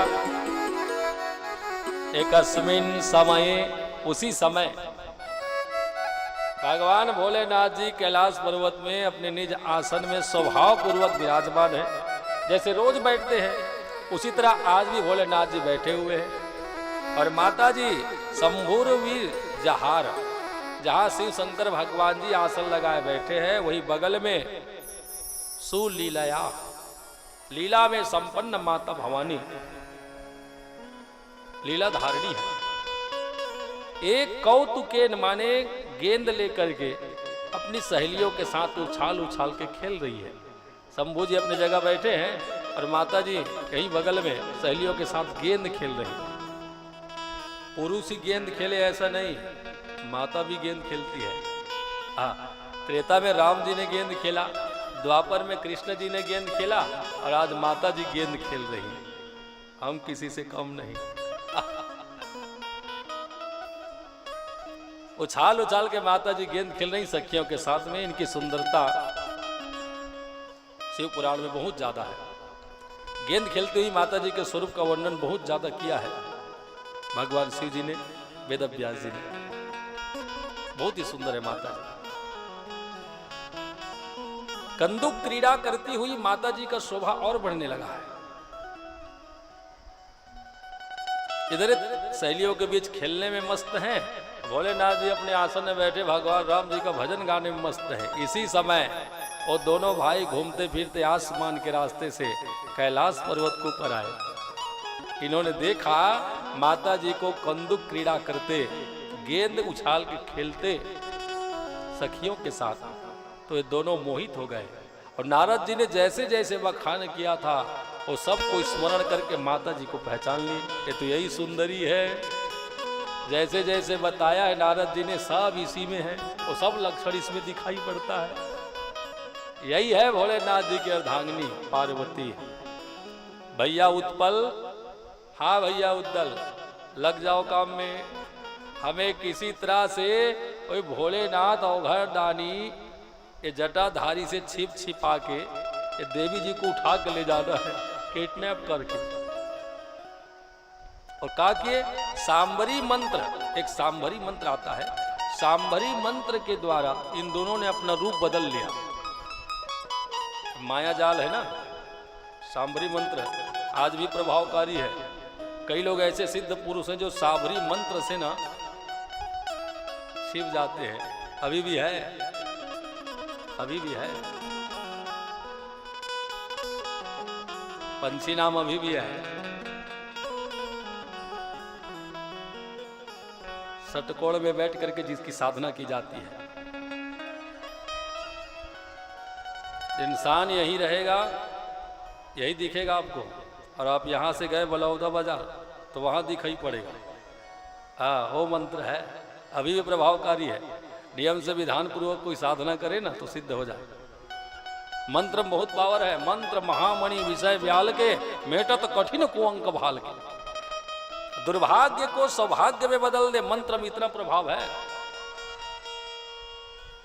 दुर्भाग्य सौभाग्य बदल जाता है। तो मंत्र के प्रभाव से, सांबरी मंत्र माया से इन दोनों भाइयों ने शिव गण बन गए। शिव भगवान के गढ़ जैसा इन्होंने रूप बना लिया, शिवगण। और शिवगण कैसे होते हैं? तो वह मुंडी का माला, भस्म रमाए, जटा जूट लगाए, त्रिशूल डमरू लिए, कपाल धारण किए। ऐसे ही दोनों भाइयों ने शिवगण स्वरूप बनाया और शिवगण स्वरूप बना करके वहीं उतर गए कैलाश पर्वत में। और धीरे धीरे माता जी की ओर आगे बढ़ते गए। इनको लगा कि हम शिवगण बने, कोई हमें समझ नहीं पाएंगे और हम देवी जी तक हाँ आसानी से पहुंच सकते हैं, और जैसे ही मौका मिले तो उठा लेंगे। लेकिन यहाँ तो सीसीटीवी कैमरा लगे हैं। भगवान के 3 ठी आंखें है ना, 2 ठी भले ध्यान करते, लेकिन 1 ठी देखा थे। एक कैमरा ले कोई नहीं बाचे। एक सूर्य एक चंद्र, 2 आंख है इनके। दिन में कोई कुछ करे तो सूर्य देव देखते रहता है, रात में कोई कुछ करे अंधेरे का फायदा उठा के तो याद रखना चंद्र देव देखते रहता है।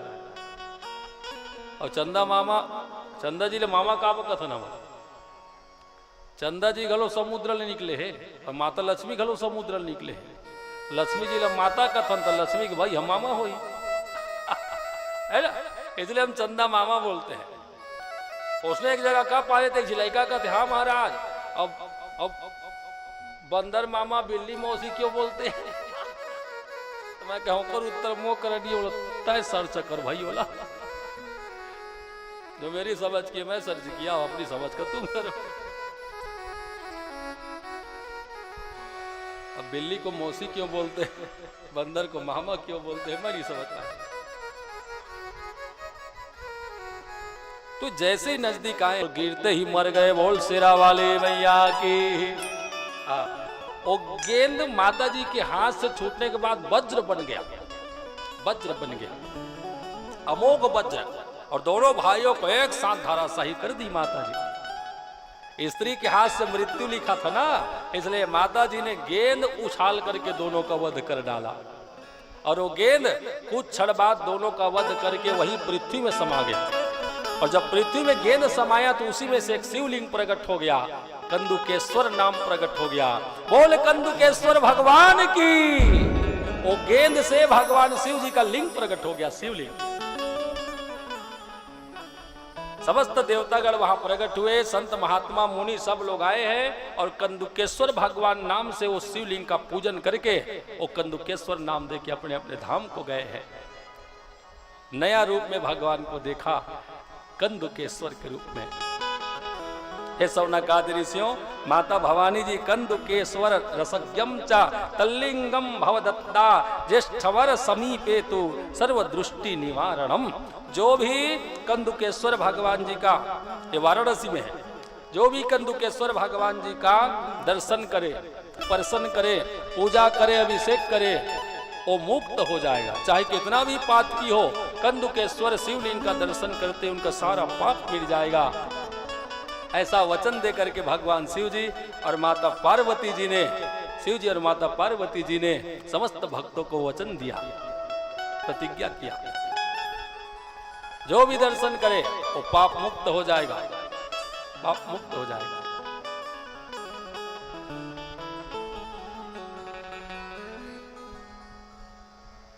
कैलाश से उछल करके वो गेंद वाराणसी में आया है।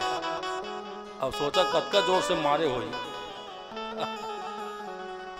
माता पार्वती जी का वेग कितना रहा होगा। दोनों भाइयों को धराशायी करके वो गेंद वाराणसी में आके छिप गया मिट्टी में। फिर भगवान जी प्रकट हुए और कंदुकेश्वर नाम पड़ा। इमाम यच्च पठेन नित्यम, जो भी भगवान कंदुकेश्वर जी के चरित्र का पाठन करे, पठन करे, मनन करे, ये तीनों को पुण्य लाभ मिलेगा। ये तीनों पवित्र हो जाएंगे और पवित्र होकर के मुक्त हो जाएंगे। ऐसे भगवान शिव जी के पावन चरित्र को गा करके महाराज ब्रह्मा जी ने नारद जी को सुनाया, सुत जी ने सौनकादि ऋषियों को सुनाया। सतरुद्र संहिता के अंतर्गत एक कथा आती है, बहुत प्यारी कथा। फिर भगवान जी के 5 अवतार की कथा। इसमें सद्योजात, तत्पश्चात भगवान वामदेव, पीतवासा, अघोर, तत्पश्चात भगवान जी का ईशान, ये 5 अवतार भगवान जी के 5 नाम से बने। 5 अवतार की कथा को सुनाने के बाद भगवान शिव जी अर्धनारीश्वर के रूप में प्रकट हुए। कब? जब ब्रह्मा जी कमल आसन में बैठे, नाभि कमल से प्रकट होकर के 4 सिर वाले, ये सोच में पड़ गया मैं क्या करूं। आकाशवाणी हुई सृष्टि करूं। तो ब्रह्मा जी के अंग प्रत्यंग से बहुत देवता लोग निकले, साधु लोग निकले, लेकिन नारी कोई भी नहीं है। कुछ क्षण बाद सृष्टि हुई कि आप मैथुनी सृष्टि प्रारंभ करो। मैथुनी सृष्टि, मानव सृष्टि। तो ब्रह्मा जी ने भोलेनाथ जी का ध्यान लगाया, हे प्रभु हमें मानुषी सृष्टि प्रागट्य करने का आदेश मिला है, करने का मैथुन क्रिया से। तो नारी तो अपने पास है ही नहीं, नारी एक भी नहीं है, सब पुरुष पुरुष प्रकट हुए हैं। तो बिना नारी के मैथुनी सृष्टि कैसे हो, मानव सृष्टि। तो भगवान शिव जी से प्रार्थना की, हे प्रभु आप ही कुछ करो। तब भगवान जी ब्रह्मा जी के सामने आधा नारी आधा पुरुष के रूप में प्रकट होते हैं। बोले अर्धनारेश्वर भगवान की जय। एक तरफ से माता पार्वती, एक तरफ से भोलेनाथ ऐसे दिखाई पड़ रहे हैं। ब्रह्मा जी ने अद्भुत स्वरूप का दर्शन किया, अद्भुत स्वरूप का 150 से पूजन किया और अर्धनारीश्वर जी का स्तुति गाया। शिवे नारी कृतम स्त्रष्टुम शक्तिम देहिम नमोस्तुते, चराचरम जगदृष्ट बुद्धिम हेतुर माता शिवम प्रिय। स्तुति में दोनों एक साथ आ रहे हैं। एक तरफ से कहते हे भोलेनाथ आप चराचर में एक परम सत्य है और माता जी आपकी शक्ति है। और दोनों आज एक साथ मेरे सामने प्रकट हुए हैं। मैं धन्य हो गया। हे तुर माता शिवम प्रिय, आप भगवान शिव जी और आपकी प्रिया माता जी दोनों का दर्शन करके मैं धन्य हो गया, मैं धन्य हो गया। ब्रह्मदेव क्या चाहते हो? प्रभु जी दक्षम मम पुत्रस्य पुत्रिम वा भवा अंबिके। आकाशवाणी ने हमें मानुषी सृष्टि के लिए आदेश किया है, तो आपसे निवेदन है, हे प्रभु हमें आप नारी प्रदान करें, स्त्री प्रदान करें, जिससे हम मैथुनी क्रिया से मनुष्य का निर्माण कर पाए। तब भगवान जी ने जो आधा नारी है उनको पूरा बना के अलग कर दिया। अपने अंदर से शिव जी ने वो आधा नारी को अलग कर दिया। देखिए अर्धनारीश्वर हम सब है ना, हर नारी में आधा पुरुष है, हर पुरुष में आधा नारी है। जब दोनों होते हैं तभी पूरा होता है। एक में दोनों का भाव है। ये पुरुष भी है, इसमें शक्ति भी है। शक्ति के बिना पुरुषत्व तो नहीं और पुरुष के बिना शक्ति नहीं, सब में है। तो भोलेनाथ जी ने अपने अंदर से शक्ति को प्रगटाया और ब्रह्मा जी को सौंप दिया। एक कालिका देवी है, ब्रह्मदेव ध्यान से सुनो, ये तुम्हारी मैथुनी सृष्टि में, मानवी सृष्टि में ये तुम्हारी मदद करेगी, हेल्प करेंगी, सेवा करेंगी। इनसे जो बोलना है, जो प्रार्थना करें करो, ये तुम्हारी हर इच्छा पूरी करेंगे। भगवान शिव जी के सामने ही ब्रह्मा जी ने माता जी का स्तवन किया। सर्वस्वरूपे सर्वेशे सर्वशक्ति समन्विते भय भयस्त्राहि नो देवी दुर्गे देवी नमोस्तुते।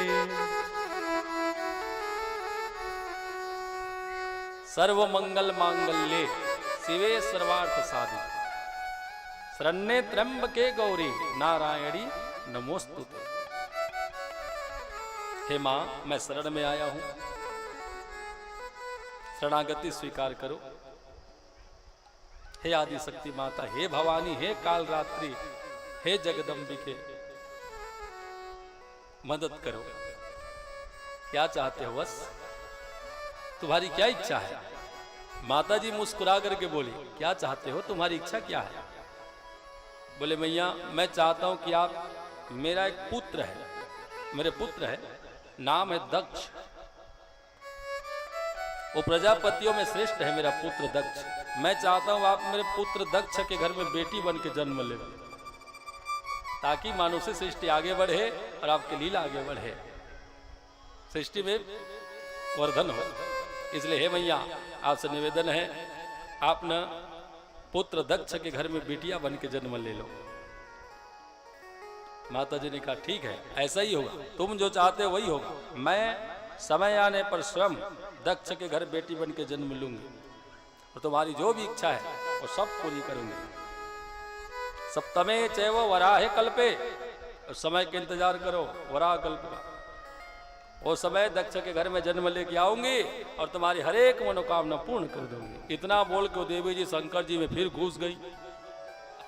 शंकर जी कहते कैसे बाबा, अब सब ठीक हो गया ना? फर नहीं फर रहा।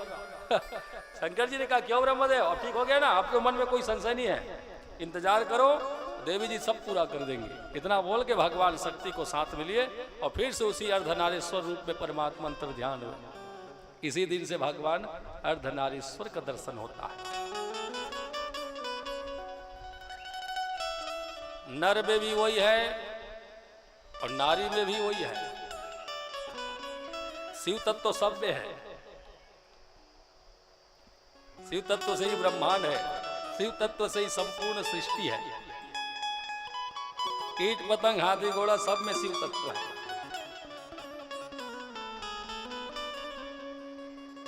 इस तरह से भगवान श्री अर्धनारीश्वर जी के रूप का वर्णन महात्मा गणों के बीच में सूत जी करते। फिर आगे नंदी महाराज के जन्म की कथा है। ये नंदी कौन है, कैसे प्रकट हुआ, कहाँ से आया, ये शिवप्रिय कैसे हो गया, शिव के गढ़ों का अध्यक्ष कैसे बन गया। आइए 2 मिनट शिव नाम संकीर्तन, फिर नंदी महाराज के प्रागट्य की कथा श्रवण करेंगे। बोले नंदीश्वर भगवान की, एक बार प्रेम से बोली हर हर महादेव। डूबते को बचा लेने वाले, मेरी नैया है तेरे हवाले।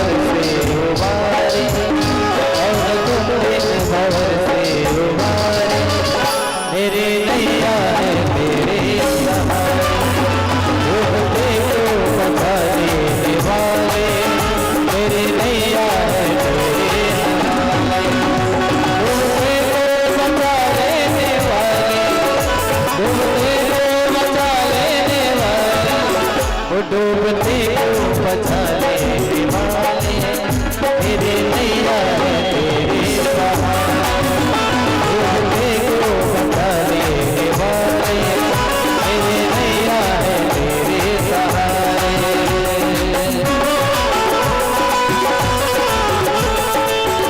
बोलिए शिव शंकर भगवान की जय हो। परम सम्माननीय श्री श्यामलाल पटेल सरमंदी से सपत्नीक आकर के आशीर्वाद प्राप्त करेंगे और हमारे परम सम्माननीय श्रीमती सुनीता तुलसी साहू जी तेंदु भाटा से आकर के सपत्नीक आशीर्वाद प्राप्त करेंगे। और डूबते को बचा लेने वाले, तो मेरी नैया है तेरे सहारे।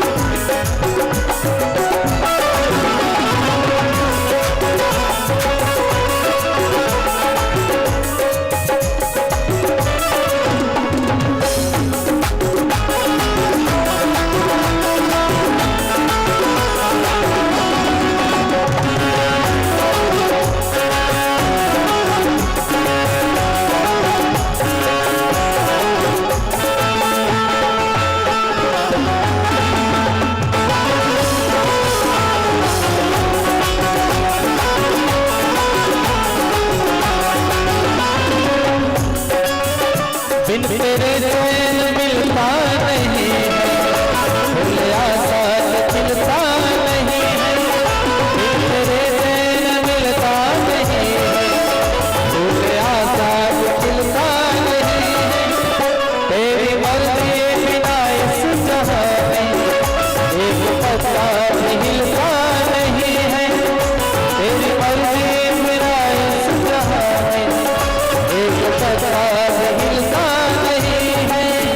सिर्फ तेरा दया को सहारा, आदियों में ही तू ही संभाले। ओ मेरी मैया है तेरे सहारा, आदियों में भी तू ही संभाले। मेरी मैया है तेरे सहारा। डूबने को बचा लेने वाले, डूबने को बचा लेने वाले, वो डूबने को बचा लेने वाले। मेरी मैया है तेरे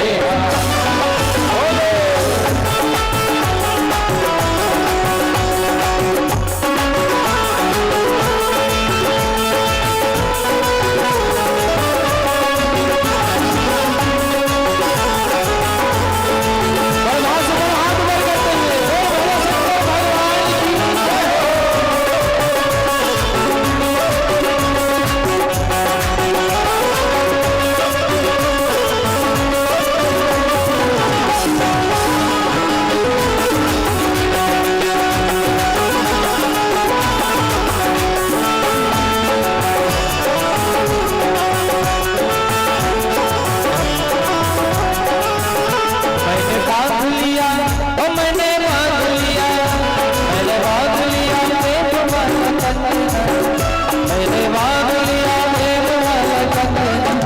ओ भोले आओ आओ आओ मेरे अंगना, भोले आओ आओ आओ मेरे अंगना। मैंने बांध लिया, ओ मैंने बांध लिया, मैंने बांध लिया प्रेम वाला कंगना। ओ प्रभु आओ आओ आओ मेरे अंगना, ओ भोले आओ आओ आओ मेरे अंगना।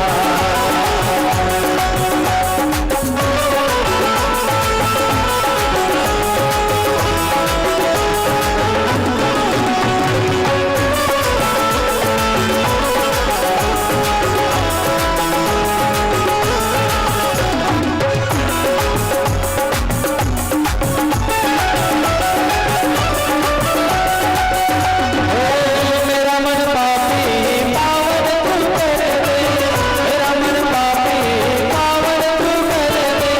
तेरा मेरा नाता जुड़े ऐसा तू कर दे, तेरा मेरा नाता जुड़े ऐसा तू कर दे। यही मांग मेरी और कुछ मंगना, यही मांग मेरी और कुछ मंगना।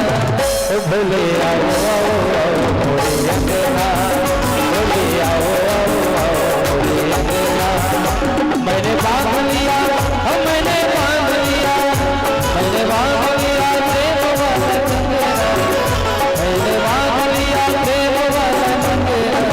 ओ भोले आओ आओ आओ मेरे अंगना, ओ भोले आओ आओ आओ मेरे अंगना, ओ भोले आओ आओ आओ मेरे अंगना, भोले आओ आओ आओ मेरे अंगना, ओ भोले आओ आओ आओ मेरे अंगना, भोले आओ आओ आओ मेरे अंगना, भोले आओ आओ आओ मेरे अंगना, भोले आओ आओ आओ मेरे अंगना, भोले आओ आओ आओ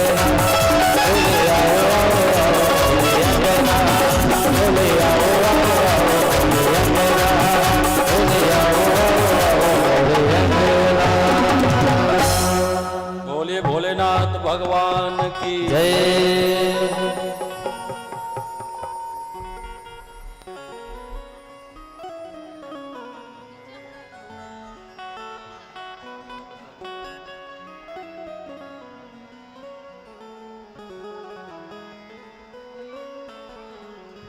अली जल्दी कीजिए जल्दी कीजिए।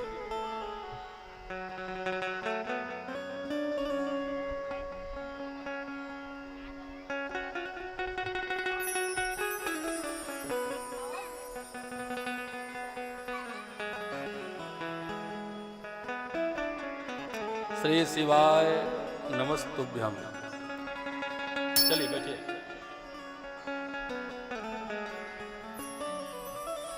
अब नंदी भगवान जी का जन्म कर्म की कथा। बैठिए बैठिए। नंदिकेश्वर। सनत कुमार सर्वज्ञ सावधान तया श्रुणु यथाहं च शिवं प्राप्तो महादेवांश जो मुने। महादेवांश भगवान शिव शंकर जी का अंश नंदी। इस श्लोक से समझ में आ गया भगवान भोलेनाथ जी के अंश से ही नंदी का प्रादुर्भाव हुआ है। अब कैसे हुआ, कहाँ, माता पिता कौन है, आइए इस विषय में थोड़ा चर्चा करें। ये जो नंदी भगवान जी के जन्म की कथा है ना, स्वयं नंदी महाराज जी गा रहे हैं। सनत कुमार जी ने पूछा, सनत कुमारा सर्वज्ञ। महाराज सनत कुमार जी सर्वज्ञ ज्ञाता है, फिर भी आज नंदी महाराज जी के मुख से नंदी महाराज जी के प्रागट्य की कथा सुनने की इच्छा लेकर के पूछ लिया, हे नंदीश्वर भगवान, अब हम ना आप भगवान नंदीश्वर जी के जन्म की कथा सुनना चाहते हैं।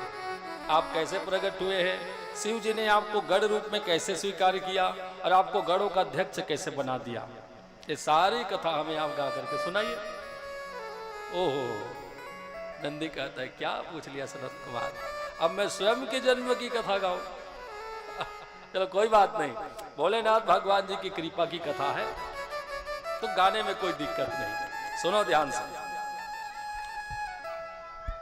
एक समय की बात है, पितर देवता लोगों ने, पितरों ने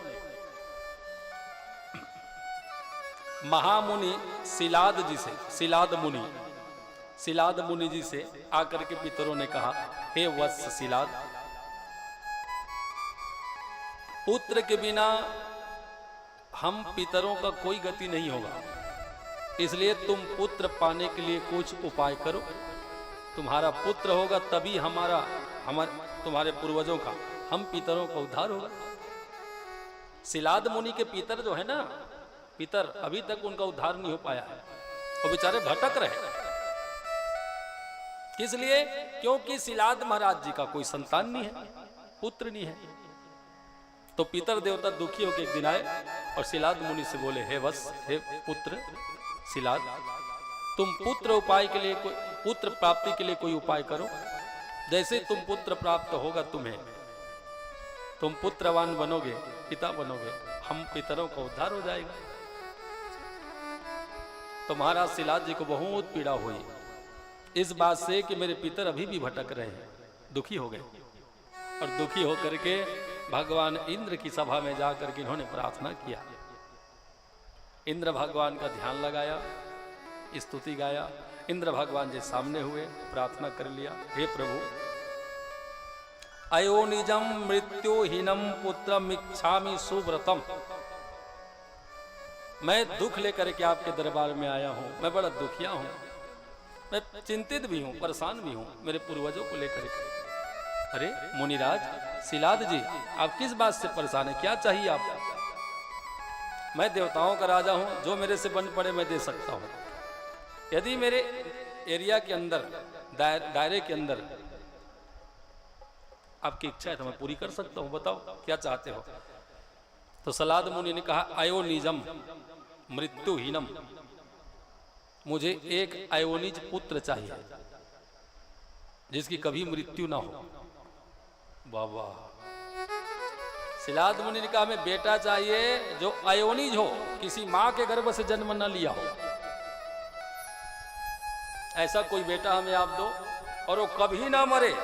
पुत्रमिच्छामि सुव्रतम, हे सुव्रत, हे देवराज इंद्र, यही हमारी इच्छा है।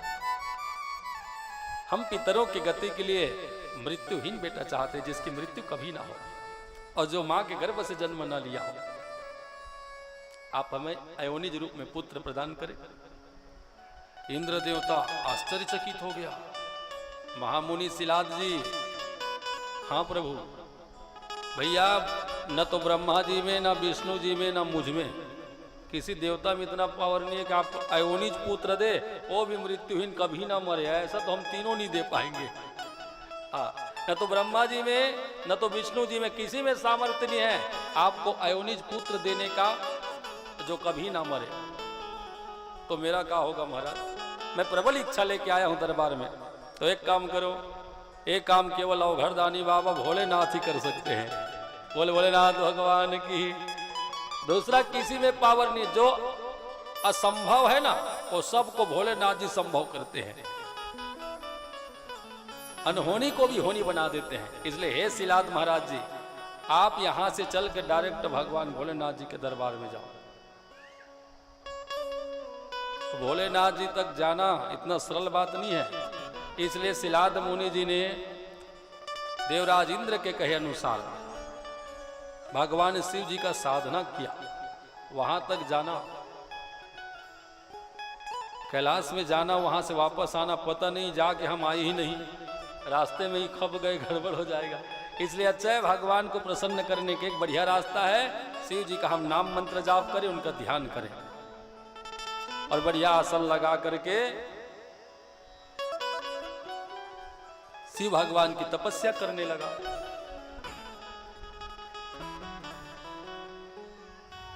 एक वर्ष बीत गया, भोलेनाथ जी सामने नहीं हुए।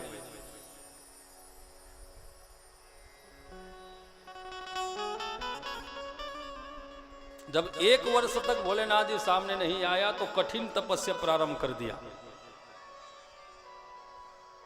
दिन भर खाली पेट रहते हैं, कुछ नहीं खाते पीते, रात में थोड़ा सा दुग्ध आहार करते हैं या फिर बिल्लो पत्री चबा लेते हैं। इस तरह से एक वर्ष तक चलता रहा, माने 2 वर्ष निकल गया।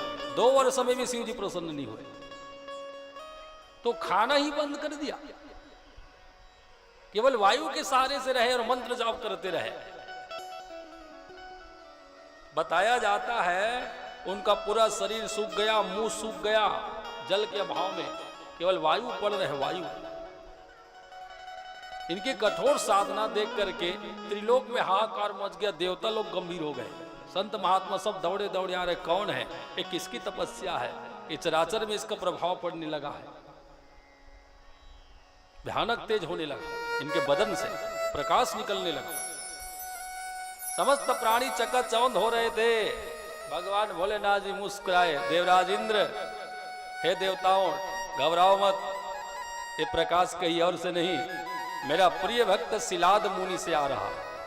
वो कठोर साधना में है, नाम मंत्र में है, तपस्या में है। अब तपस्या का फल देने का समय है, मैं जा करके उनकी तप जब सब साधना सिद्ध कर देता हूँ फिर सब ठीक हो जाएगा। चलो अपने अपने आश्रम में, सभी देवता अपने आश्रम में आए, संत महात्मा मुनि इन सब दर्शन के लिए आए शिलाद मुनि का। चारों तरफ से बड़े बड़े महात्मा देख रहे और इनके धन्य धन्य कर रहे। जय वो शिलाद महाराज जी, हमने बरसों के साधना किया, हमने बरसों से उपासना किया, लेकिन ये तेज जो आप में है हम लोगों में नहीं आ पाया। और ये तेज का प्रभाव शिव नाम मंत्र ओम नमः शिवाय है, ये पंचाक्षरी मंत्र का प्रभाव है। ब्रह्मा भगवान जी, इंद्र देवता जी, विष्णु जी जो काम करने में असमर्थ हैं, आज भोलेनाथ जी वो कार्य साधन पूरा करने में प्रकट हुए हैं। ये सामर्थ्यवान है, ये सामर्थ्यवान भगवान है। सामरथ कहूं नहीं दोष गोसाई, सामरथ कहूं नहीं दोष गोसाई, रवि पावक सुर सर की नाय, रवि पावक सुर सर की नाय। सामरथ कहूं नहीं दोष गोसाई, सामरथ कहूं नहीं दोष गोसाई, रवि पावक सुर सर की नाय, रवि पावक सुर सर की नाय। बोले महादेव भगवान की। और सामर्थ्यवान है, रवि पावक सुरसरी के जैसा, जैसे रवि माने सूर्य भगवान, पावक अग्नि, सुरसरी माने गंगा, ये तीनों जैसे सामर्थ्यवान हैं, इसी तरह भोलेनाथ जी भी सामर्थ्यवान हैं। शुभ और अशुभ शरीर सब बहीं, फिर भी माता गंगा जी पुनीत हैं। साधुजन, महात्मा जन, भक्तजन गंगा जल को कोई दूषित नहीं मानते, जबकि संसार भर की गंदगी गंगा जी में बहाया जा रहा है। अस्थि विसर्जन करना, भस्म विसर्जन करना, कुछ भी डाल देना, फिर भी गंगा जी पूजनीय है। बोल गंगा मैया की। और पूजनी क्यों हुई? क्योंकि शंकर जी से होके आई है, शिव से स्पर्श होके आई है, परम तत्व से स्पर्श होके आई है, इसलिए गंगा जी में कोई विकार नहीं। भोलेनाथ जी भी ऐसे ही है, माता गंगा की जैसा पवित्र है। देख लो, अमंगल भेष दिखते हैं उनका, वो बिच्छू को लिपटे रहता, कई जी कहते सपेरा आएगा, सांप लोग मंधर थे, राख लो चुप रहते, घोरी बाबा का लाख थेगा। शंकर जी कहते कुछ कहत रहा, भले पुनित नहीं है इनका श्रृंगार। भगवान शिव जी का श्रृंगार को कोई कुछ भी बोले, लेकिन भगवान जी का स्वभाव ना कल्याणमयी है, कल्याणमयी। वो गंगा जी की तरह है, देखने वालों को भले बेढंगा लगे, लेकिन भगवान कल्याणप्रद है। कल्याणप्रद है। शांतम शाश्वतम प्रमेय नघम निर्वाण शांति प्रदम। कल महाराज जी गा रहे थे स्तुति में, वो शांतम है, शाश्वतम है।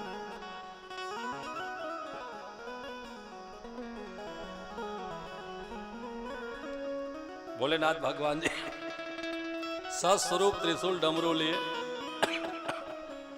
गंगाधर भगवान जी शिलाद मुनि के सामने प्रकट हुए, प्रकट हो गए।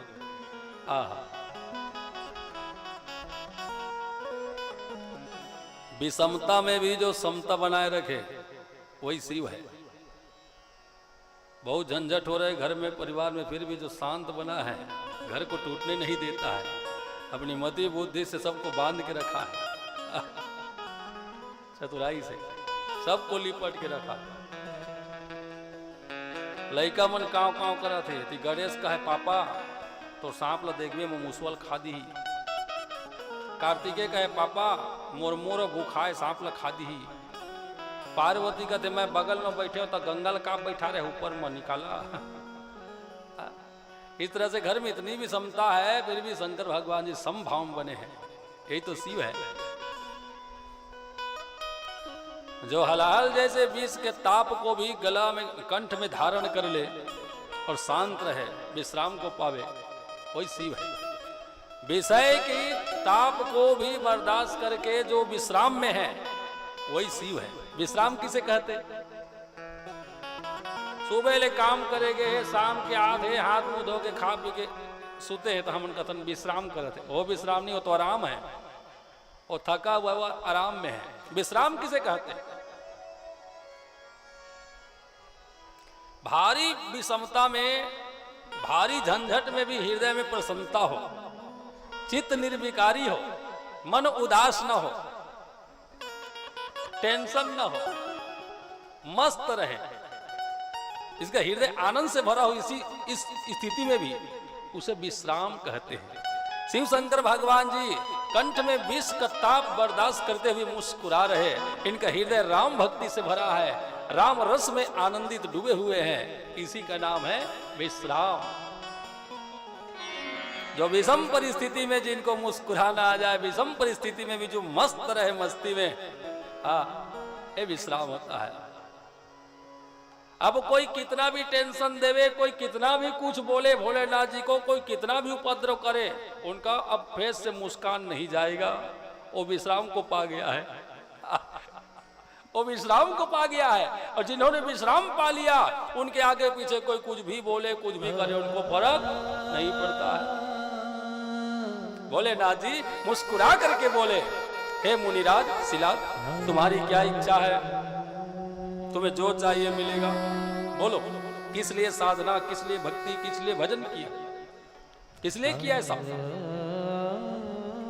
मैं तुम्हारे ऊपर प्रसन्न हो गया हूं और प्रसन्न होकर के वर देने के लिए आज यहां आया हूं। बोलो बेटे अभिलाषित वर मांगो। इस प्रकार भोलेनाथ भगवान जी का वचन सुन करके सिलाद मुनि जी बोले। सिलाद मुनि हाथ जोड़ करके भगवान भंडारी जी के सामने पहले तो दंडवत प्रणाम किया और प्रणाम करके हाथ जोड़ करके सामने खड़ा हो गया और कहने लगा, महेश यदि तुष्टो असि यदि वा वरदश्च में। हे महेश, तुष्टो यदि आप संतुष्ट हैं, मेरी भक्ति से प्रार्थना से आप प्रसन्न हैं, तो यदि वा वरदश्च में, आप, मैं जानता हूं आप वरदान देने वालों में शिरोमणि है, मैं जो चाहूं आप दे सकते हैं। फिर भी हे परमात्मन, हमें ज्यादा की इच्छा नहीं है, इच्छा नहीं, ज्यादा की इच्छा नहीं है, न मोक्ष चाहिए न गति चाहिए, कुछ नहीं। तो क्या चाहते हो? तो समम, आहा, एक एक शब्द गौर करेंगे। त्वत समम पुत्रम मृत्युहीनम अयोनिजम। हमें बेटा चाहिए, पुत्र चाहिए, और कैसा? अयोनिज रूप से, कोई मां के गर्भ से जन्म न लिया हो और वो कभी उसकी मृत्यु ना हो, ऐसा हमें आप बेटा प्रदान करें। तो समा कहा, आप जैसा हमें पुत्र चाहिए। सिलाद मुनि की भारी ख्वाहिश, भारी इच्छा। अक्का बेले खाली बेटा चाहिए का तृष्णा जे हमारा झान माँ के गर्भ से जन्म झल ले रहे, उसने बेटा चाहिए। लेकिन शंकर भगवान ने देखी देखकर मानसिकता बदल गई, हमें त्वत समा, आप जैसा पुत्र चाहिए। गंगाधर जी जीव के सामने आया जाए तो जीव में ललक बढ़ जाए, दर्शन करने की, प्रसन्न करने की, सामीप्य की, सायुज्य की, सानिध्य की, सामुक्ति की, गति की। सिलाद मुनि कहते बोले महाराज जी, हमें आप जैसा पुत्र चाहिए। आप शंकर भगवान चकचकाए, मेरे जैसा, मुझ जैसा बेटा, मेरे जैसा तो दूसरा है ही नहीं। जैसा में कहाँ है? समथिंग है क्या? लगभग है क्या? भगवान के जैसे कोई है ही नहीं। और ब्राह्मण को चाहिए भगवान जैसा बेटा, तो इनके जैसा दूसरा तो कोई है ही नहीं। डायरेक्ट नहीं कहती तुझ मोर बेटा बन जाओ, तो इनडायरेक्ट से बोल रहा है आप जैसा, तो भगवान जैसा तो कोई है ही नहीं। तो जैसा कहां से लाएंगे? ना तो कोनो मशीन बने जो कॉपी करे होकर सखी का, ये फोटो कॉपी थोड़े हो शंकर भगवान की। शिव जैसा रूप बनाने अलग बात है ना, श्रृंगार करना, शिव जैसा श्रृंगार कर लेना अलग बात है। स्वभाव कैसे बनाओगे? शिव जैसा गुण कहां से लाओगे? शिव जैसी कला कहां से आए? शिव जैसे शक्ति, पावर, तेज। तब भोलेनाथ जी मुस्कुरा करके बोले, आप सरिस खोजव कहाँ जाई, आप सरिस खोजव कहाँ जाई, निपटावत नय होई मैं आई, निपटावत नय होई मैं आई। आप सरिस खोजव कहाँ जाई, आप सरिस खोजव कहाँ जाई, निपटावत नय होई मैं आई, निपटावत नय होई मैं आई, निपटावत नय होई मैं आई, निपटावत नय होई मैं आई। अगुण अमान मातु पितु हीना, उदासीन सब संशय छीना। एवं भगवान है अगुण अमान मातु पितु हीना। भगवान शिव जी के ना कोई मम्मी ना कोई पापा, ये सबके मम्मी पापा है। इनके जैसा दूसरा कोई है ही नहीं। अनुपम बालक देखी न जाई, रूप राशि गुण कहीं न सिराई। ये अनुपम भगवान है, ना तो इनके जैसा कोई है ना इनके जैसे कोई है क्या संसार में भगवान शिव जैसा कोई? या भगवान शिव जी किसी के साथ मैच करते हो? किसी जैसे दिखते क्या? इतने प्राणी बनाए भगवान शिव ने, इतने प्राणी बनाए हैं जगत में, 84 लाख योनिया उन्होंने बनाया, लेकिन ऐसा कोई योनि में ऐसा कोई फेस नहीं जो शिव से मिलता हो।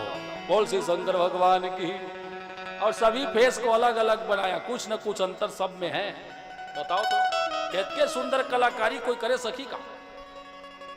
आलू ल दे दे कोनो ल आलू के सब्जी बनावे का 10 घा बनावे का 10 घा आलू ल 10 घा पोस्टेज बनी आलू आलू कस लागी हुआ है कि नहीं।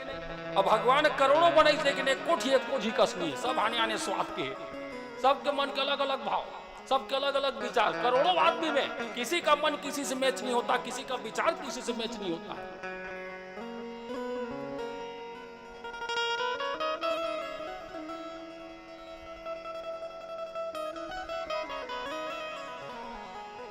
किसी के साथ कोई तालमेल है ही नहीं। ऐसे बनाने वाला भगवान बोले ना, त्वमेव माता च पिता त्वमेव, यही सब कुछ है। हे ब्राह्मण देव, तुम्हारी यही इच्छा है, मुझ जैसा आपको पुत्र चाहिए, मेरे जैसा, तथास्तु। मेरे जैसा तो कोई नहीं है, लेकिन समय आने पर हम स्वयं आपके घर, आपके अर्धांगिनी के गर्भ से, आपकी पत्नी के गर्भ से पुत्र बन करके स्वयं जन्म लेकर के आएंगे। जाओ, आशीर्वाद। आप सरीस खोजाऊं कहां जाई, मैं अपने जैसा दूसरा कहां खोजूं।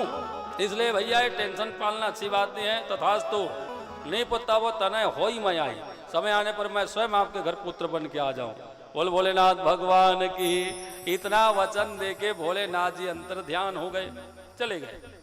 इधर वो ब्राह्मण देवता आशीर्वचन लेके अपने आश्रम में वापस आया और अपनी पत्नी ब्राह्मणी से सारे प्रसंग आके सुनाया, ऑल स्टोरी, यहां से वहां तक शिव जी के आशीर्वाद तक की कथा को गा के सुनाया।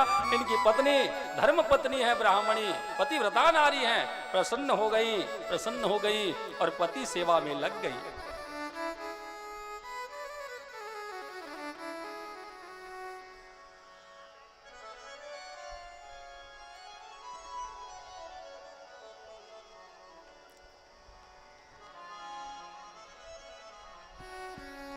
समय आने पर सिलाद मुनि महाराज की जो पत्नी है,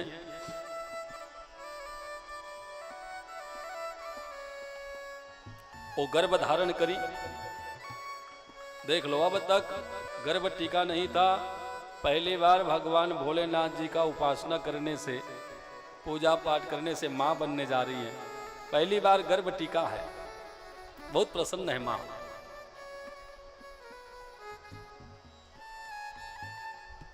सिद्ध व्रत है भोलेनाथ जी का व्रत। जिनको संतान नहीं संतान मिले, पति नहीं पति मिले, है ना, जिनको पत्नी नहीं पत्नी मिले, जो भी भोलेनाथ की उपासना करेंगे उनकी कोई भी मन की इच्छा हो, भोलेनाथ सब पूरी कर देते हैं, सब संपूर्ण कर देते हैं। पूर्णमदा पूर्णमिदं पूर्णाद पूर्णमुदच्यते, ये पूर्ण परमात्मा है, इनसे जुड़ने वाला भी पूर्ण हो जाता, अपूर्ण नहीं रहता है जीवन। अब ब्राह्मणी जी का गर्भ ठहर गया, वो कीर्तन भजन सुनने लगी, महात्माओं के बीच बैठने लगी, कथा सुनने लगी, शिव पूजा आराधना करने लगी गर्भावस्था में।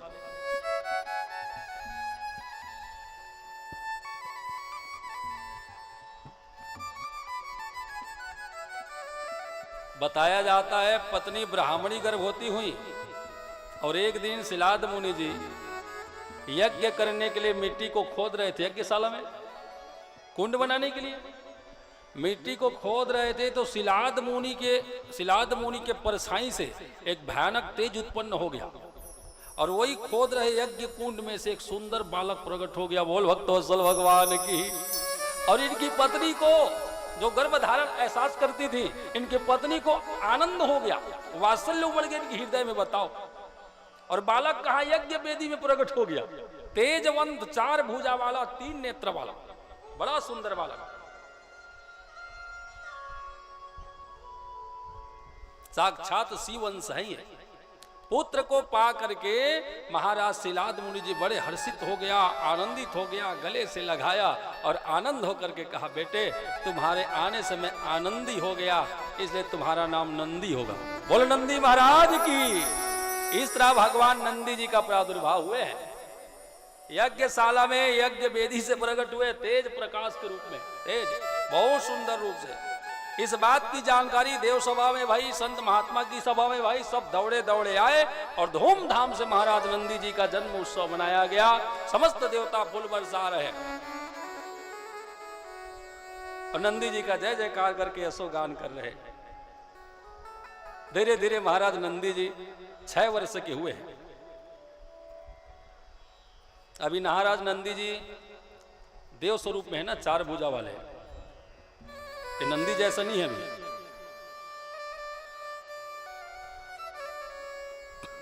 6 वर्ष के हुए तभी संपूर्णे सप्तमे वर्षे मित्रा वरुण संज्ञ कौ, एक दिन शिलाद मुनि जी के आश्रम में वो बालक नंदी से मिलने देखने के लिए, दर्शन के लिए मित्रा वरुण दोनों मुनि एक साथ पधारे नंदी दर्शन के लिए। कौन कौन? मित्रा वरुण। एक कथा में आती है कि सप्तऋषि पधारे, हो सकता है भैया, अनेक पुराण हैं, यहाँ मित्रा वरुण की उल्लेख है। मुनि तस्याश्रमं प्राप्तो द्रष्टुम मा च अज्ञया विभव मित्रा वरुण संज्ञ कौ। उन महात्माओं का संज्ञा नाम मित्रा वरुण। ये दोनों मुनि आए हैं, नंदी महाराज जी का दर्शन किए हैं और शिव स्वरूप समझ के प्रणाम किया। तत्पश्चात नंदी महाराज जी खेलने के लिए आश्रम से बाहर निकले। एकांत मिलते ही मित्रा वरुण जी ने शिलाद मुनि से कहा, बोले, हे ब्राह्मण देव, ये जो आपका पुत्र है वास्तव में बहुत गुणवान, होनहार, एजुकेटेड, हाँ, ओबीडियंट होगा, आज्ञाकारी होगा, बहुत गुणवान, बहुत शक्ति संपन्न होगा। आगे चलकर युग युग तक इनका नाम रहेगा और पुत्र के साथ आप माता पिता का भी नाम होगा। इन्हीं ते यश पै पितु माता, याद रखियो, बच्चों के शुभ कर्म से ही माता पिता का नाम होता है, और बच्चा गलत करे तो माता पिता भी बदनाम होते हैं, है कि नहीं?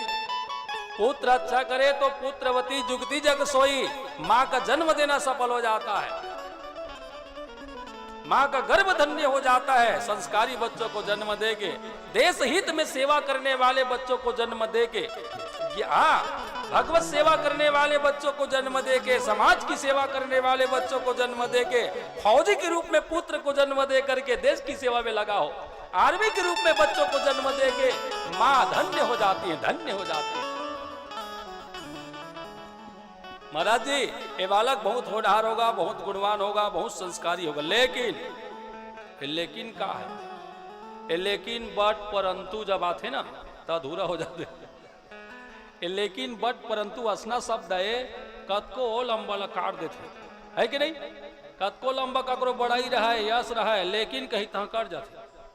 कोनो आदमी ला सुबह 4 बजे बिठा अपन सामने और 4 बजे ले ओकर बड़ाई गात रहते, भैया ऐसे भैया ते बड़ सुंदर भैया ते अति अच्छा भैया, ऐसे भैया वैसे भैया ते करिया लेकिन बढ़िया भैया। बोला बिहार उसने कहा था गुण गात रहे, 4 बजे ले गुण गात है, अति सुंदर ऐसे वैसे, और शाम के 4 बजे के टी शब्द का दे, लेकिन तय बढ़िया भैया, लेकिन ऐसा पानी पानी हो गई। इतना गुण गाया, लेकिन बोलने से सब खत्म हो जाता है। शिलाद मुनि जी थोड़ा भयभीत हुए। इन्होंने कहा, महात्मा बोले, महाराज जी, ये जो आपका बेटा है बहुत सुंदर तो है, लेकिन सप्तमे वर्षे, अभी 6 वर्ष का है, 7वां वर्ष पूर्ण होते ही मर जाएगा। अल्प आयु लेके आया है नंदी। भैया इतना सुने तो माता पिता दोनों फूट फूट के रोने लग गए। इतना सुंदर बालक हमारा बेटा नंदी 7 वर्ष का होगा, साथ छोड़ देगा। हे भगवान, दिया तो आपने कैसे दिया? अब माता पिता दुखी हो गए। महात्मागढ़ तो चले गए, और जैसे ही महात्मागढ़ गए तो आश्रम में रोने की आवाज सुन के नंदी महाराज जी खेल रहे, वो वापस आया। माता पिता दोनों को रोते देखा, ये भी रो पड़े। पिताजी, माताजी, क्या बात है? महात्माओं ने कुछ बोल दिया? हाँ बेटे। शिलाद मुनि ने नंदी को साफ साफ बताया, ऐसे ऐसी बात है, तू 1 वर्ष के बाद मर जाएगा, तुम्हारी मृत्यु है। अल्पायु लेकर के आए हो बेटे, हमें क्षमा करना रे लाला, हम तुम्हारी सेवा नहीं कर पाएंगे। ऐसा उदास और हताश होकर के माता और पिता दोनों ने गले लगा के खूब रोया हो। सोचो तो बच्चों से हमें कितना प्रेम, कितना लगाव, और जब ऐसी कुछ सुनने में आ जाए तो माता पिता दोनों बेहाल हो गए। नंदी जी मुस्कुरा करके बोले, पिताजी आप चिंता मत करो, ये ब्राह्मण देवता बोल के गए हैं तो क्या हुआ, हमें तो भगवान भोलेनाथ जी के ऊपर भरोसा है, हमें भगवान भोलेनाथ जी के ऊपर विश्वास है। मंत्र महामणि विषय व्याल के, मेटत कठिन कुअंक भाल के। हम शिव भगवान जी का जप तप करेंगे, भगवान जी का नाम मंत्र जाप करेंगे। सुना है मंत्र जाप में विश्वास हो तो कुछ भी असंभव नहीं है। और भगवान जी आयु भी बढ़ा देते हैं, आप चिंता ना करें। हम इसी उम्र से तपस्या करना चाहते हैं। माता पिता दोनों का भगवान नंदी जी ने आशीर्वाद लिया और सुंदर स्थान में आकर के शिव जी का नाम मंत्र गाने लगा, श्री शिवाय नमस्तुभ्यं। नंदी भगवान जी कठोर साधना में लग गए, कठोर साधना में। शैलादे वरदो हम ते तपसा नेन तो सीता। भगवान शिव जी से अल्प मृत्यु को दीर्घ बनाने के लिए नंदी महाराज जी ने कठोर साधना किया। बहुत समय बाद भोलेनाथ जी प्रकट हुए। भोलेनाथ जी मुस्कुरा रहे, इन्हीं के अंश है ना ये। भोलेनाथ जी का ही अंश नंदी बन के प्रकट हुए हैं।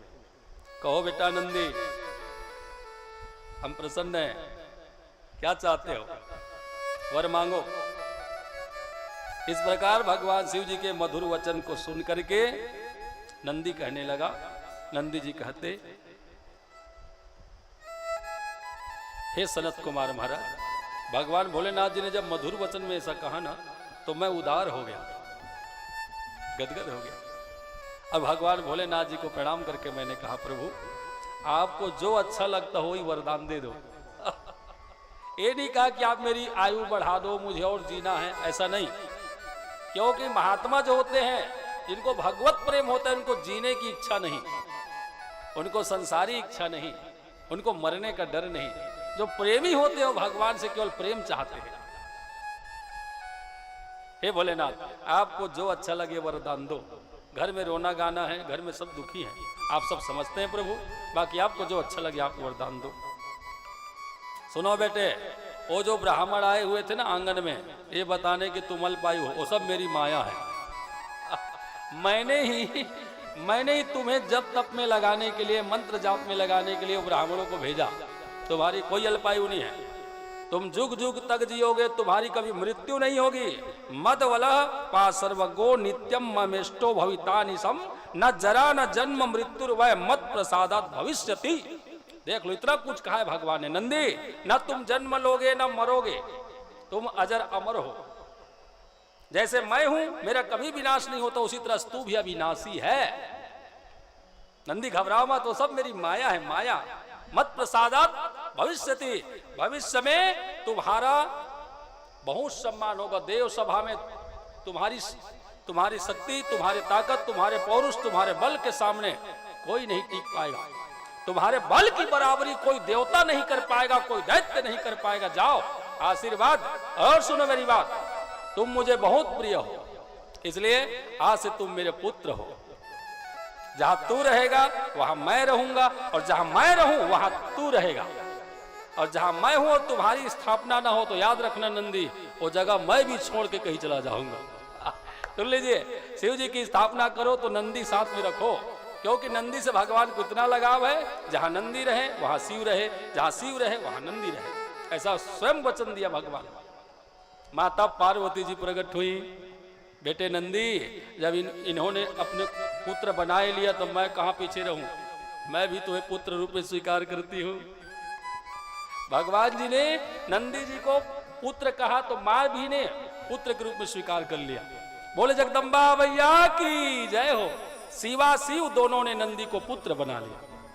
समस्त गणों को भगवान ने बुलाया, समस्त गण उपस्थित हुए और सबके सामने नंदी जी का तिलक किया। सुन लो, ये नंदी मेरा पुत्र है और आज से मेरे जितने भी गण हैं सभी गणों के अध्यक्ष पद में बैठेगा। ये अध्यक्ष होगा, गणाध्यक्ष नाम कहलाएगा। नंदी गणाध्यक्ष बन के रहेगा। नंदी का सब सम्मान करना, नंदी के आदेश के अनुसार कार्य करना। और बोलो बेटे नंदी, तुम्हारी और कोई इच्छा? बस प्रभु, मेरे पूर्वजों की कोई इच्छा हो तो आप पूरी कर दो, हमें तो आपने बहुत कुछ दे दिया। मुझे तुमने दाता बहुत कुछ दिया है, क्या नहीं दिया? तेरा शुक्रिया है, तेरा शुक्रिया। क्या नहीं दिया आपने? सब कुछ दे दिया। नात आज मैं काह न पावा, अमिटे दुख दर्द दावा, मिटे दोष दुख दर्द दावा। नात आज मैं काह न पावा, मिटे दोष दुख दर्द दावा, मिटे दोष दुख दर्द दावा। हे नाथ, आज मुझे सब कुछ मिल गया, आपकी कृपा से सब कुछ मिल गया। दोष दुख दारिद्र पाप ताप सब मिट गया। हे परमात्मा, आपकी जय हो, आपकी जय हो।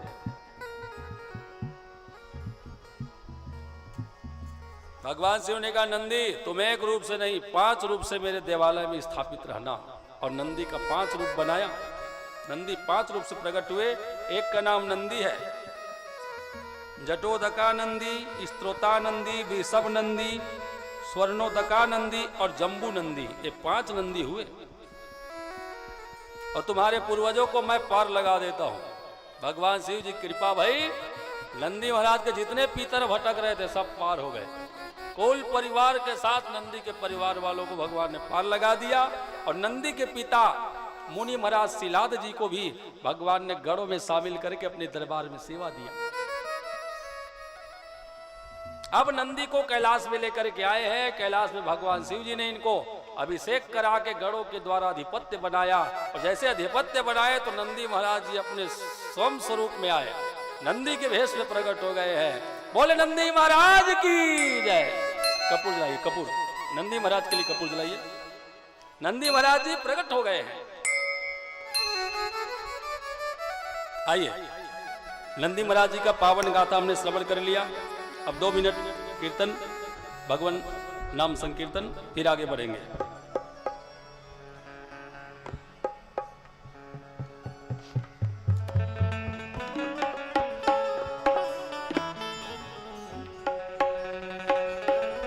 दीवाना बना दिया मुझे, मस्ताना बना दिया। शिव शंकर तेरी भक्ति ने दीवाना बना दिया।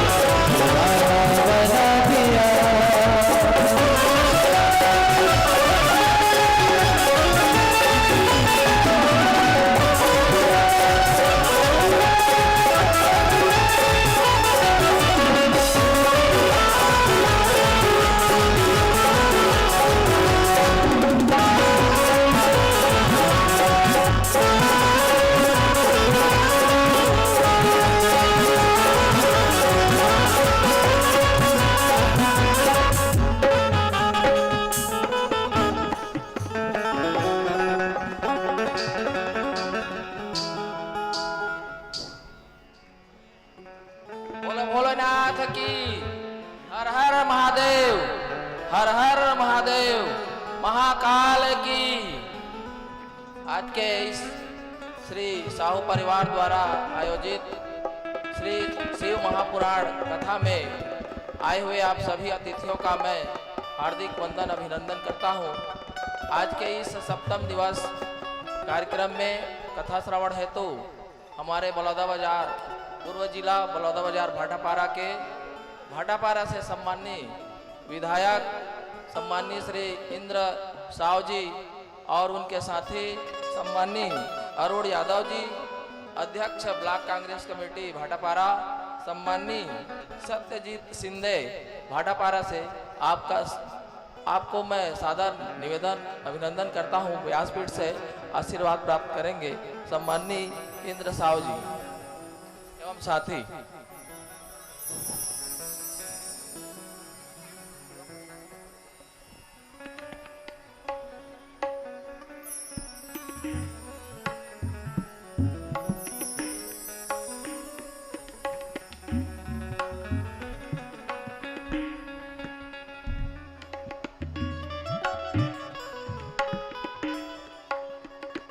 आप है सम्मानीय मनहरन लाल पटेल जी, कवाताल से आप भी आए और व्यासपीठ से आशीर्वाद प्राप्त करें।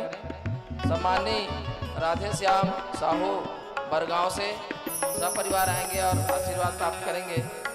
सम्मानीय कृष्ण कुमार पटेल शिक्षक धाराशिव से, श्री लक्ष्मी देवांगन सर जी बहुत ही वरिष्ठ हैं, SLR से रिटायर हुए हैं।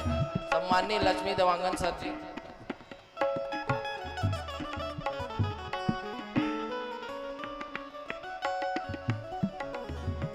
Shri doctor Rahul MMU hospital Bhatgaon से आप भी आएंगे और आशीर्वाद प्राप्त करेंगे।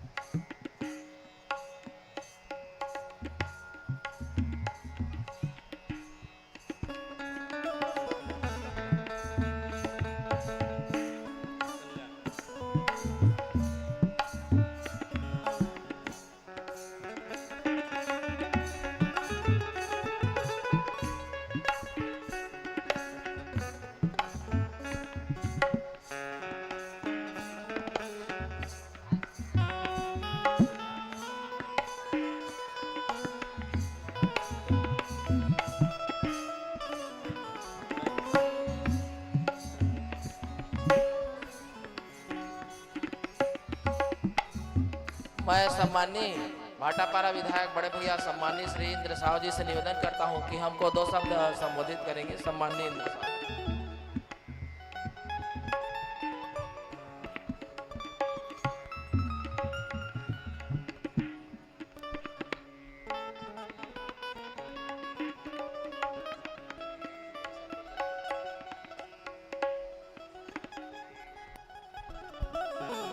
बोलो श्री शिव महापुराण की,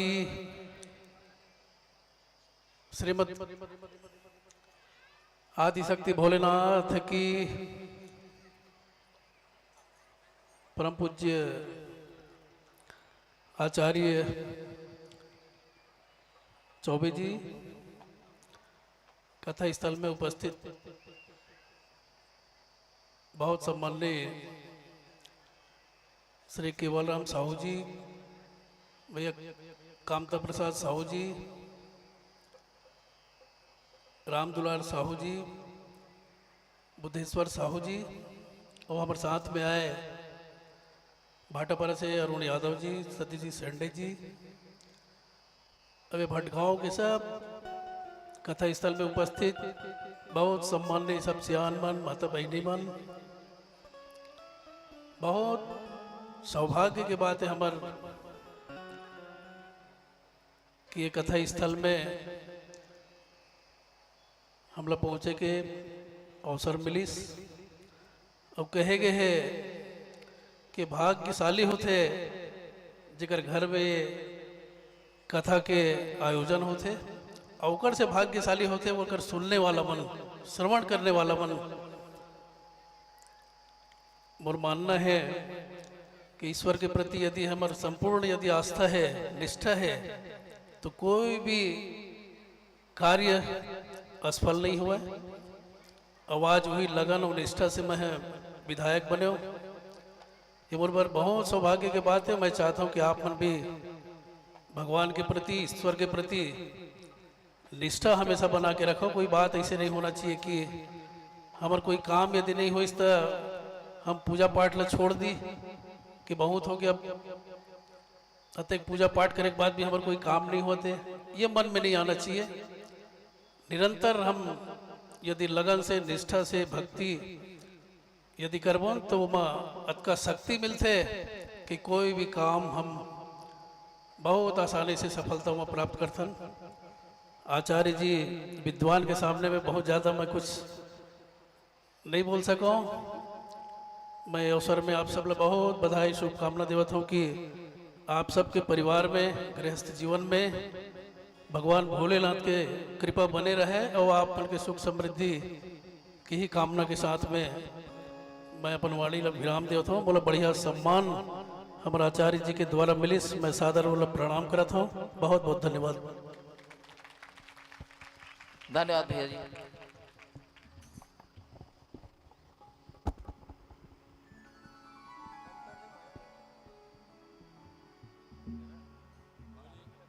बोलिए भोलेनाथ जी भगवान की जय। नंदीश्वरो अयं पुत्रो मे सर्वेशामीश्वरेश्वरः, प्रियो गणा प्राणी सर्वे क्रियतां वचनम मम। भगवान भोलेनाथ जी ने समस्त गणों को ये बताया कि नंदी मेरा पुत्र है, प्रिय पुत्र है, इसलिए हे गणों तुम सब मिल करके नंदी को गणाध्यक्ष बनाओ, ये मेरी आज्ञा है। गणों ने गणाध्यक्ष बनाया नंदी को। शिव जी सदैव अपने साथ में उनको रहने के लिए आज्ञा दिया और शिव नंदी के संग रहने का वचन किया। नंदीश्वर महाराज जी सनत कुमार महाराज जी को ये कथा स्वयं गा करके सुना रहे। बोले हे सनत कुमार जी, मैं परम सौभाग्यशाली हूँ, भगवान शिव जी ने मुझे शरण में जगा दिया, इतना प्यार दिया। और स्वयं की कथा को गा गा करके बेचारा नंदीश्वर एकदम आनंद आह्लादित हो गया, आंखें भर आई।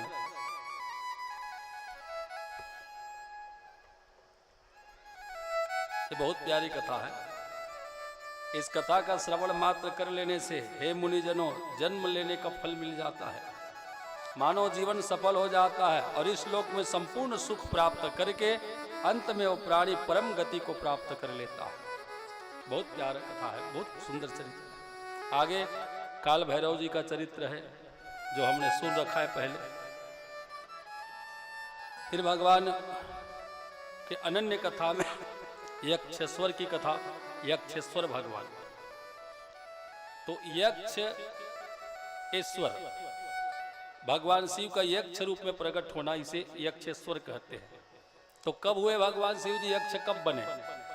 जिस समय समुद्र मंथन करके देवताओं ने मोहिनी भगवान जी के माध्यम से, कृपा से अमृत रस पान किए।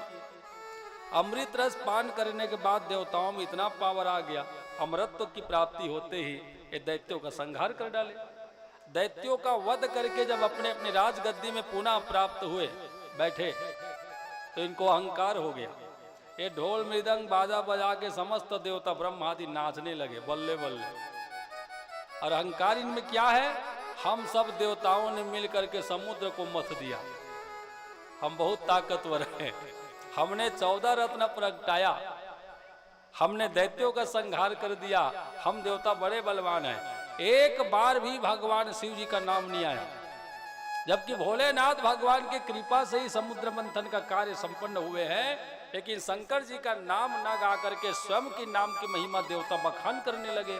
समस्त देवता गण नाच रहे, पितर गंधर्व सब, किसी को होश नहीं है, सब ना अपने गर्व में चूर है। इंद्र कहता है मैं इतना बलवान, मुझ में 10,000 ऐरावत हाथी का ताकत। पवन देव कहता है मैं इतना बलवान, मेरे वेग से कोई नहीं टिक पाता मेरे वेग के सामने। अग्नि कहता है मैं खुद को सबको जला देता हूं, कुछ नहीं बचता मेरे से। इस तरह सभी देवताओं ने अपने अहंकार का परिचय देते हुए उत्साह मनाया। इनके उत्साह के समय इनका अहंकार देख के भोलेनाथ भगवान ने एक यक्ष का रूप बनाया। बोल यक्षेश्वर भगवान की।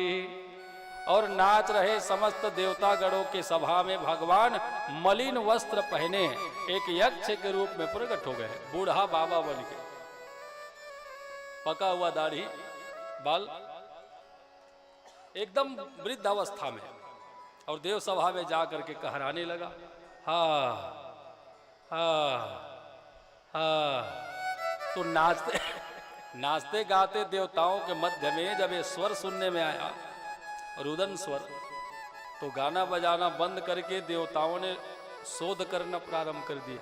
कौन रो रहा, किसे कष्ट है भाई, कौन परेशानी में है, ये कहराने की आवाज कहाँ से? तो समस्त देवता जब कक्ष से बाहर आए तो द्वार के सामने जस्ट यक्ष भगवान बैठे हुए, पगड़ी लगाए, मलिन वस्त्र पहने हुए, त्रिपुर लगा हुआ है मस्तक, एक थैला लेकर के उसमें कुछ सामान रखा हुआ है। देवता लोग सब चारों तरफ से खेले, कौन हो तुम, कहां से आए हो, किस बात की परेशानी? हे देवताओं, तुम लोगों का ये नाचना गाना मुझसे देखा नहीं जा रहा। तुम लोग जब नाच गा रहे हो ना, आनंद मना रहे हो, मैं देवता, इस बात से मुझे पीड़ा हो रही है। तुम्हें किस बात की प्रसन्नता है? तुमने ऐसा क्या कर लिया है कि नाच रहे हो? कोई बड़ा काम करता है, कोई अच्छा काम करता है, सफल होता है तो सुख मनाता है। तुम लोगों ने क्या किया है? बोले हमने समुद्र को मंथन किया है,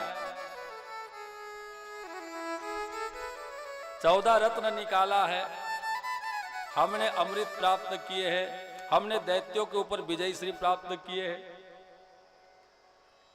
अच्छा, आप लोगों ने किया, बहुत बलवान हो। इंद्र कहता है हाँ, मैं देवताओं का राजा, मुझ में इतना बल। पवन देव आया, जितने देवताओं ने यक्ष के सामने अपने अपने बल का प्रदर्शन किया, व्याख्या किया।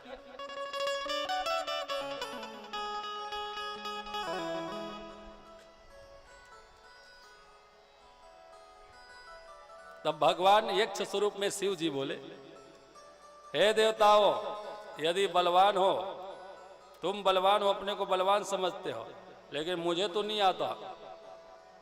मेरी समझ में बात नहीं आ रही कि तुम बलवान कहां से हो,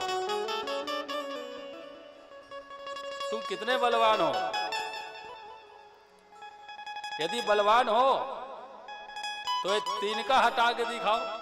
शिव जी ने थैला में से एक तिनका निकाल लिया, कचरा तिनका, और तिनका को रास्ते में डाल दिया, रख दिया। यदि तुम देवता बलवान हो, बल ज्यादा है, मंथन किए हो, अमृत पाए हो, दैत्यों को जीते हो, तो तिनका हटा के दिखाओ, वरना हम नहीं मानने वाले। हम तो यही कहेंगे कि भगवान भोलेनाथ की कृपा से मंथन हुई है, उन्हीं के कृपा से 14 रत्न हुए हैं, उन्हीं के कृपा से दैत्यों में हमें जीत प्राप्त हुई है। यदि आपने जीता है तो तिनका हटा के दिखाओ, अपनी जो भी ताकत है, बल है, उसका परिचय दो। तो इंद्र देवता ने पवन देव का आदेश दिया, पवन देव, यक्ष को अपना पावर दिखाओ, हम देवता क्या चीज है। पवन देव आया, वो तिनका को उड़ाने का बहुत प्रयास किया, पूरी ताकत लगाया, पूरी ताकत। पवन देव का जितना पावर है, वेग है, वो सब प्रचार किया, पूरी ताकत लगाया, लेकिन तिनका टस से मस नहीं हो पाया। पवन देव थक गया, लेकिन वो तिनका हिला नहीं पाया, वो अपनी जगह में स्थिर है, छोटा सा तिनका। भगवान एक हंस रहे, मुस्कुरा रहे, क्यों पवन देव ठुस हो गया ना। अग्निदेव आया, ये तिनका मैं जला के राख कर दूं और तिनका के साथ यक्ष को भी जला दूं।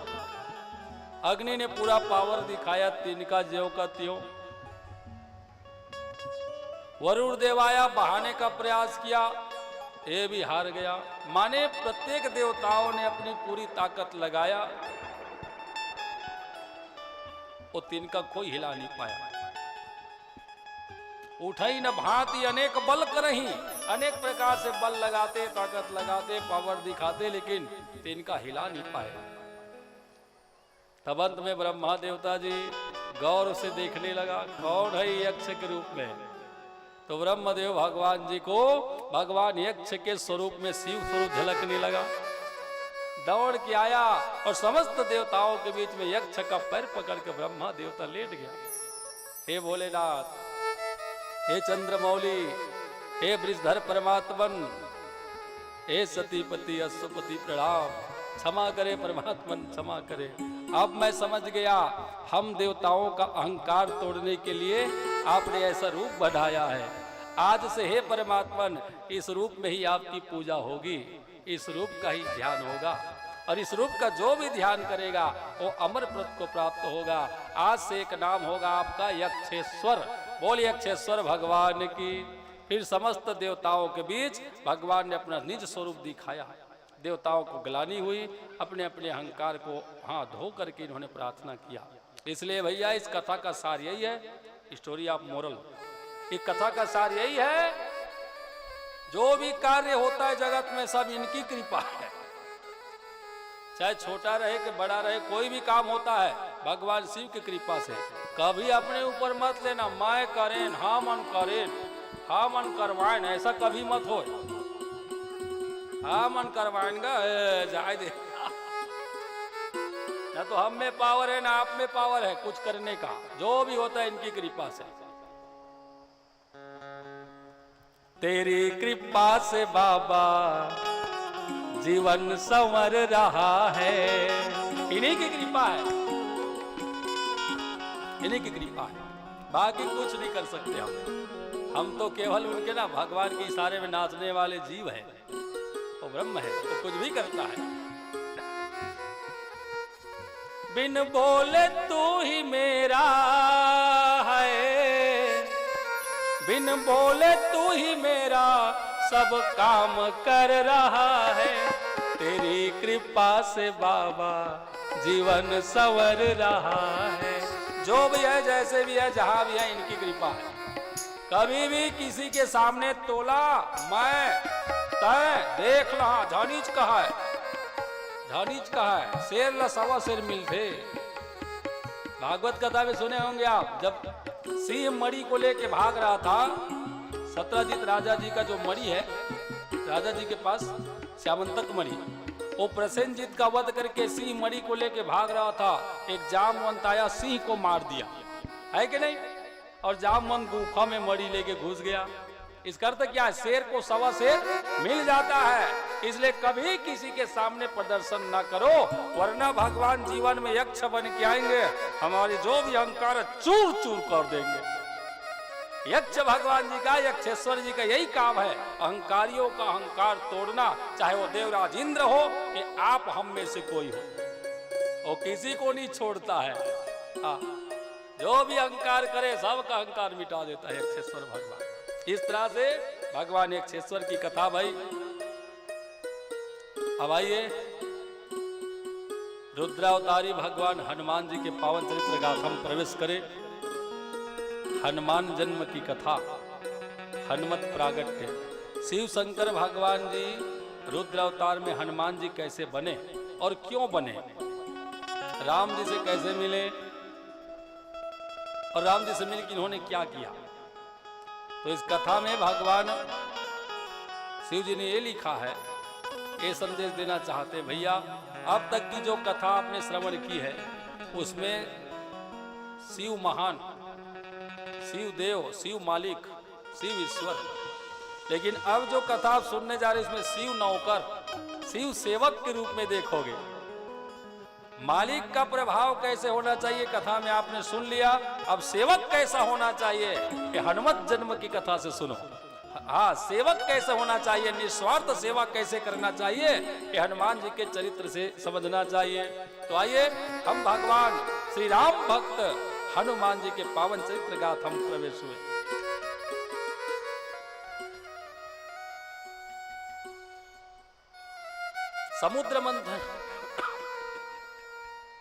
समुद्र मंथन लीला संपन्न भया। यक्ष बन के भगवान ने देवताओं का अहंकार मिटा दिया, सभी देवता अपने अपने लोक में रह रहे। एक दिन महर्षि संत शिरोमणि नारद मुनि, ब्रह्म ऋषि है, घूमते घूमते कैलाश पर्वत में आए। एक अस्मिन समय अचानक भोलेनाथ जी ने सम्मान किया। फिर भोलेनाथ भगवान जी बोले, नारद कहो भैया मेरे इष्ट देव भगवान जी का कोई चरित्र गा के सुनाओ, कोई कथा गा के। आप तो कथाकार हो और भगवान जी श्रोता है शिव जी। तब नारद जी ने मोहिनी चरित्र की कथा को गाया। मंथन के समय जब दैत्यराज बलि अमृत लेके छीन के भाग रहा था तो भगवान जी ने अमृत की सुरक्षा में नारी का भेष बनाया, मोहिनी का, और देवताओं को लाइन से बिठा करके अमृत पान कराया। पीले पीले समस्त देवताओं को भगवान मोहिनी वेश में हाँ अमृत पिलाया। इतनी सुंदरता का कहे भोलेनाथ, मोहिनी भगवान की सुंदरता के निमित्त हम का कहें। आहा, इतनी सुंदरता। तो मोहिनी भगवान जी के स्वरूप को सुन करके, जान करके शंकर भगवान जी को देखने की इच्छा हो गई। अब तक मेरे इष्ट देव ने जहां जहां भी जन्म लिए है, जिस जिस रूप में जन्म लिया है, सभी रूपों का मैंने दर्शन किया, रह गया मोहिनी स्वरूप। तो क्यों न मोहिनी स्वरूप का दर्शन करें। नारद जी तो मोह बढ़ा करके शिव जी में मोहिनी के प्रति चले गए। अब भोलेनाथ भगवान बार बार मोहिनी स्वरूप को दर्शन करें। भगवान मोहिनी रूप में कैसे लगते होंगे, मेरे भगवान इष्ट देव मोहिनी रूप में कैसे दिखते होंगे, उनका स्वरूप क्या होगा, कितना आनंददायी होगा वो क्षण जब वो मेरे सामने होंगे।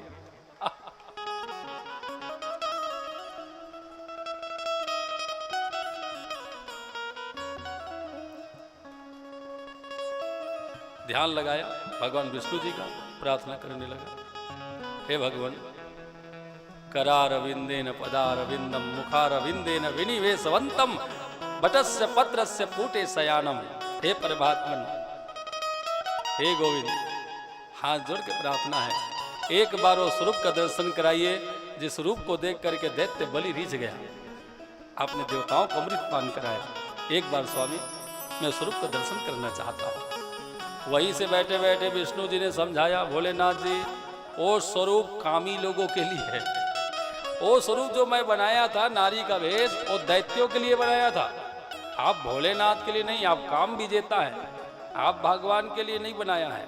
आप ना ही देखो तो रात रहना, खेलना, खाना, सोना, माता पिता भाई बंधु एक साथ, और समय के साथ साथ लोभ और ईर्ष्या ने ऐसे घर बनाया हमारे मस्तिष्क में, न तो भाई से भाई का प्रेम रहा, न पिता पुत्र में प्रेम रहा। बताओ तो, केवल सिमट गया पत्नी में, वो भी स्वार्थ के लालच में। स्वार्थ, हंसता खेलता परिवार वीराना हो गया।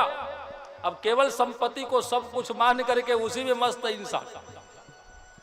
जितना बढ़ा रहा है उतना ही संपत्ति बढ़ाओ, प्रेम बढ़े कि ना बढ़े लोगों से, इंसान का इंसान से प्रेम बने ना बने, संपत्ति बढ़ना चाहिए, ठाट बाट अच्छा होना चाहिए। लेकिन याद रखना एक दिन सब यही रह जाएगा। चाहे 10 टिकुरिया रहे घर में, एको टिकुरिया जाही का। चाहे 50 तोला सोना रखे घर में, एको तोला जाही का। चाहे 20 एकड़ जमीन रहे, एको डिसमिल जाही तो बता, यही रह जाएगा।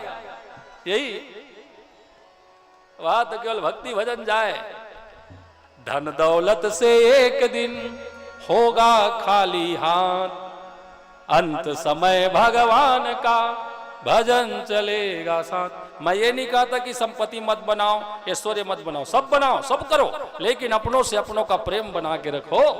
अपनों से अपनों का प्रेम बना के नहीं रखोगे तो कितना भी वैभव रहे तुच्छ है, किसी काम की नहीं। कम से कम अपने को तो समझें, अपनों को समझ करके व्यवहार करो, तभी तो संपत्ति सार्थक है। सुख तभी होगा, केवल संपत्ति से सुखी नहीं होता इंसान। अपनों के प्यार चाहिए, पड़ोसी के साथ हमारा संबंध अच्छा रहे, गांव में हमारा सम्मान अच्छा रहे, समाज में हमें उठ बैठ बोलने वाला हो।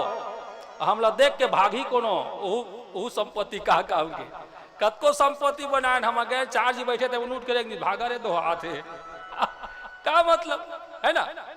संपत्ति के साथ साथ में मति को, व्यवहार को, संबंध को ऐसे बना कर रखो समाज में, हमें देख करके लोग हमें मिलना चाहे, हमसे बात करना चाहे, इतना सुंदर व्यवहार बना के रखो आस पास में, घर में। लेकिन ये स्वर्ग में कहां से आया मत्सर? मत्सर है मत्सर, ये मत्सर और ईर्ष्या ने ना पूरा स्वर्ग को नष्ट कर डाला। खैर वो तो क्षेत्र अलग है। इधर भगवान भोलेनाथ जी मोहिनी रूप में एकदम मोहित हो गए हैं। भोलेनाथ जी को पता नहीं है कि मोहिनी है, और वो सुंदरी इतनी कामुक भाव से देख रही शिव जी को, शिव भगवान जी कमांद हो गए। अब वो देवी जी को आलिंगन में लेने के लिए भागने लगे, देवी जी की ओर भगवान भागने लग गया। अपनी ओर शिव जी को काम भाव में आया हुआ देख करके देवी जी अब शिव जी से पीछा छुड़ा के भागने लगी। इस पेड़ से उस पेड़ छिपते, वो जंगल में, वो वन में, वो अरण्य में, वो देवी जी शिव जी को छका रही, बहुत दूर तक छकाते गई। और जैसे ही भोलेनाथ जी थक करके बोले, देवी और कितना परेशान करोगे और कब तक तड़पाओगे, अब तो रुक जाओ, अब तो बाहों में आ जाओ। तब महारानी मोहिनी जी शांत हो गई, मुस्कुराई, आ जाइए आ जाइए, अब मैं कहीं नहीं जाने वाली। और जैसे ही आकर के आलिंगन में लिए विष्णु जी प्रकट हो गए। बोल विष्णु भगवान की। अब इष्ट देव को इस तरह से आलिंगन में लेकर के न भगवान शिव जी झेप गए, प्रभु आप। फिर समस्त देवता लोग प्रकट हुए हैं, समस्त देवता लोग, और इस लीला का दर्शन करके देवता भी प्रसन्न हुए। चलो हरि हर दोनों एक जगह में हैं, दर्शन करना चाहिए। समस्त देवताएं फूल बरसाए दर्शन किए, गदगद हुए। फिर मोहिनी भगवान जी का स्वरूप बनाने वाले विष्णु जी अंतर ध्यान हुए। समस्त देव संत महात्मा शिव जी को बार बार धन्यवाद दे रहे। किस लिए? क्योंकि आप मोहिनी रूप में मोहित हुए। इसका अर्थ क्या है? अपने इष्ट देव की सुंदरता को बढ़ाने के लिए शिव जी ने मोहिनी रूप में अपने को मोहित कर दिया। वरना भोलेनाथ में वो नहीं है, वो किसी के स्वरूप में मोहित नहीं होने वाला। ये तो बात इतनी सी है, भोलेनाथ भगवान इतने उदार है, अपने इष्ट भगवान विष्णु जी के मोहिनी स्वरूप का संसार में यश बनाए रखने के लिए दुनिया वाले ये कहें मोहिनी इतनी सुंदर थी, भोलेनाथ जी को भी नचा दी।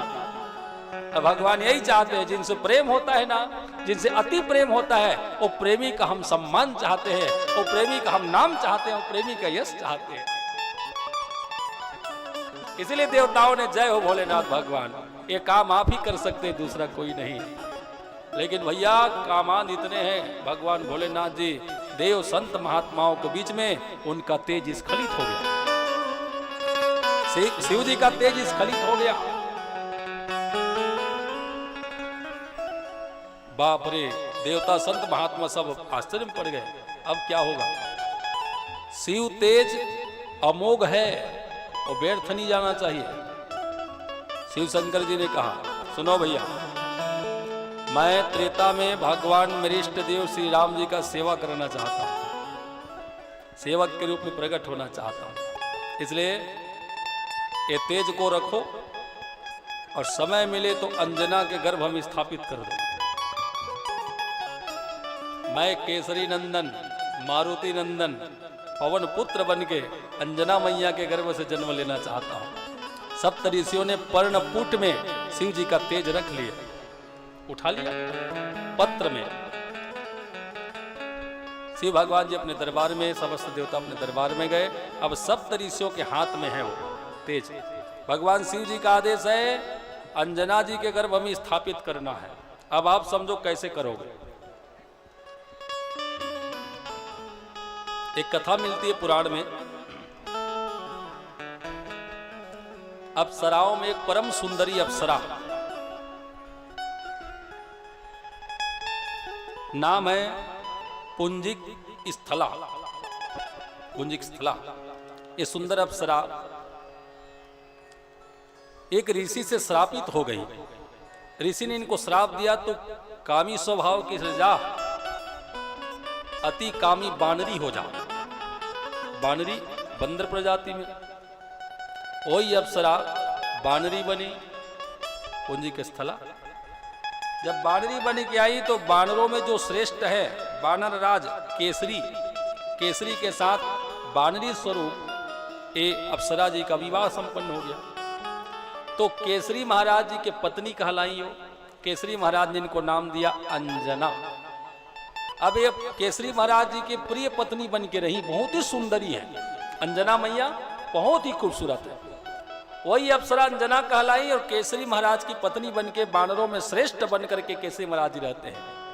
अंजन्य पर्वत में रहने लगे।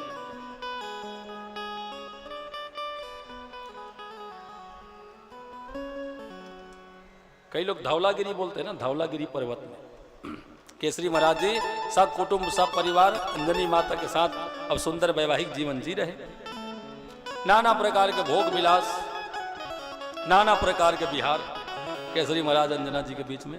एक दिन दोनों बानर केसरी और अंजना पति पत्नी मानव जैसा रूप बना करके, ये स्त्री बन गई सुंदर और ये पुरुष वो पर्वत के चोटी में विचरण कर रहे थे, घूम रहे थे दोनों। चाहे मॉर्निंग वॉक कहे कि इवनिंग वॉक कहे, ये वॉकिंग कर रहे थे, घूम फिर रहे थे दोनों पति पत्नी। महाराज केसरी जी एक तरफ किसी ध्यान में खोए बैठे हुए और माता जी भ्रमण कर रही थी, जंग पर्वत में इधर उधर टहल रही थी।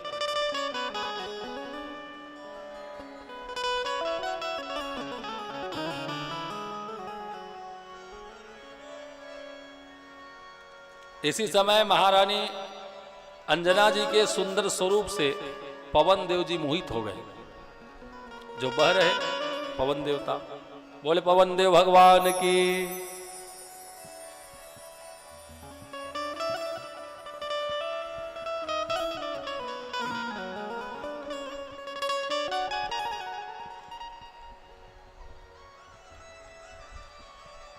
पवन देवता जी ने देखा माता केसरी जी को, इनकी सौंदर्य इनके लावण्य से एकदम मोहित हो गए पवन देवता।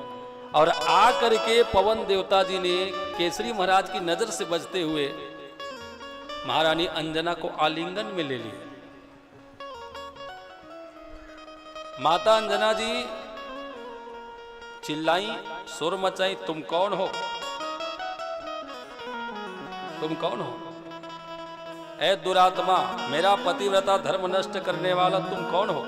मैं श्राप दूंगी, भस्म हो जाओगे। बताओ कौन हो? सती अंजना की ये पतिव्रता नारी है।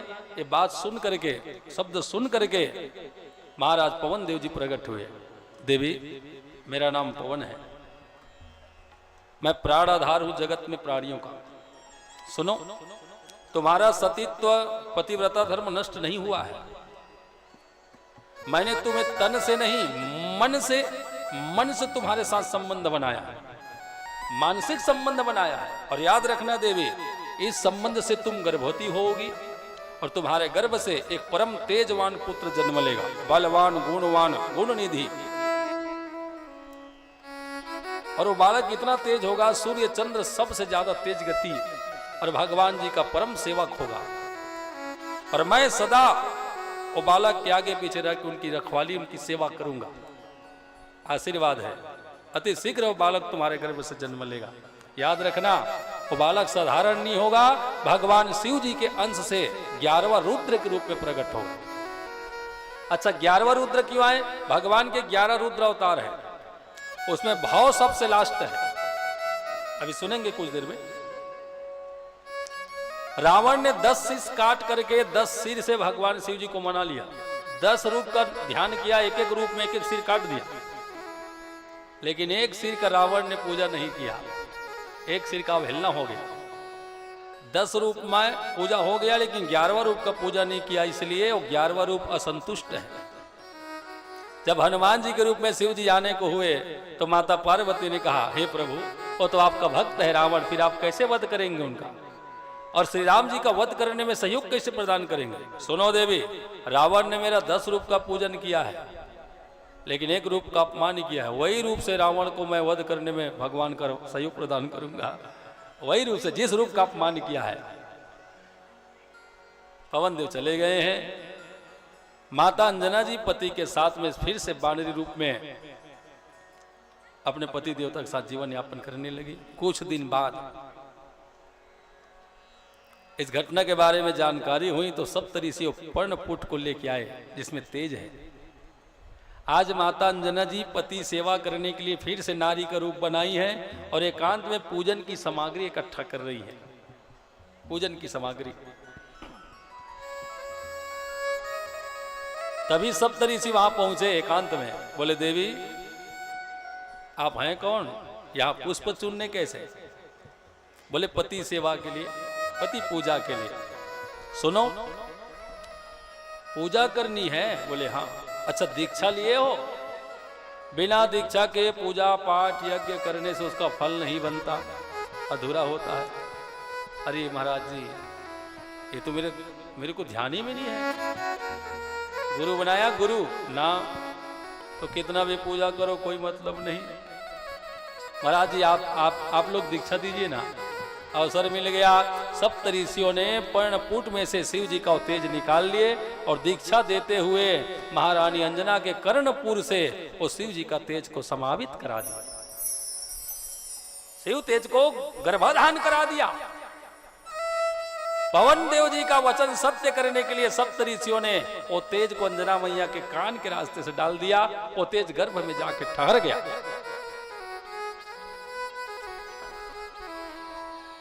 अब शिव जी का अंश माता अंजना के गर्भ में।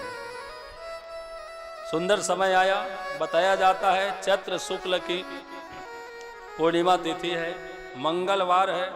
पवित्र बेला में माता अंजना जी के गर्भ से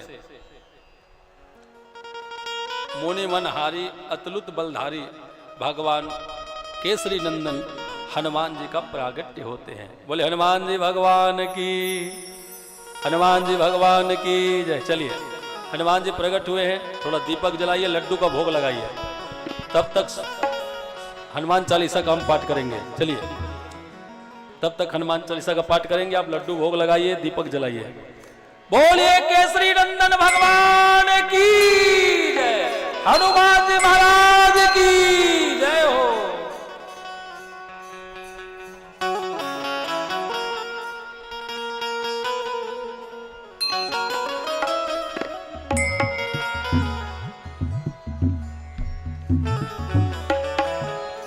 सीताराम सीताराम गौरे सभी लोग दोहराएंगे।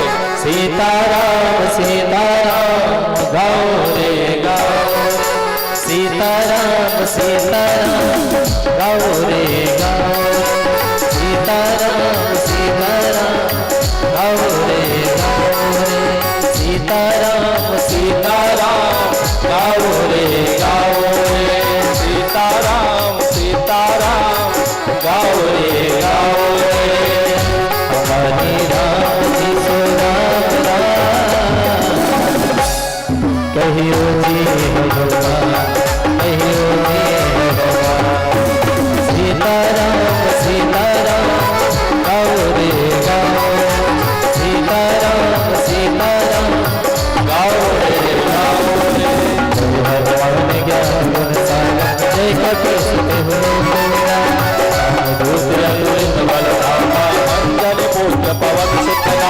महावीर विक्रम बजरंग, कोटि निवार सुमति के संग, कंचन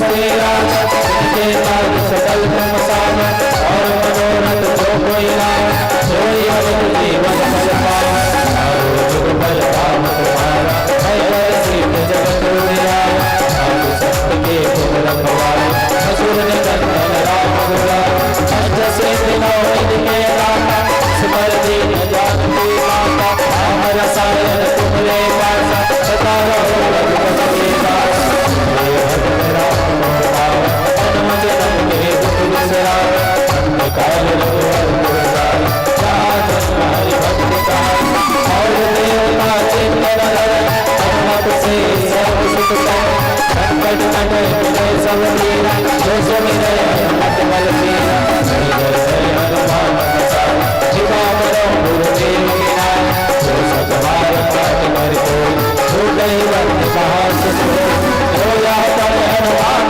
चालीसा होई साथी गौरी सा तुलसीदास सदा हरि तेरा हृदय नाथ हृदय पावे हर हर संकट हरे मंगल मूर्ति रूप राम लखन सीता सहित हृदय बसो हरि राम की जय होगी जय होगी सीताराम सीताराम गाओ रे गाओ रे सीताराम सीताराम गाओ रे गाओ रे सीताराम सीताराम गाओ रे गाओ रे सीताराम सीताराम गाओ रे बोले हनुमान जी भगवान की जय हो रुद्रधारी भगवान की जय हो पवन पुत्र हनुमान की जय हो। महाराज शिव शंकर जी का हनुमत रूप में प्रकट होने से सकल लोक जग पावनी गंगा माता गंगा की तरह समस्त जगत पवित्र हो गई, पृथ्वी धरती सब पवित्र हो गई। सुंदर भ्रमरे गुंजार हो रहे, नदी नाले जंगल झाड़ी सब खेले हुए हैं, अनुकूल स्थिति है। जिस समय हनुमान जी का प्रादुर्भाव हुए हैं, हनुमान जी का जन्म हुए हैं, वो समय जोग लगन ग्रह भारत थी सकल भय अनुकूल, सब हनुमान जी के अनुकूल हो गए। अति आनंद अति उमंग समस्त देवतागण महात्मा गणों ने श्री हनुमान जी के जयंती में आकर के खूब आनंद लिए हैं, खूब आनंद लुटाया भी लूटे भी।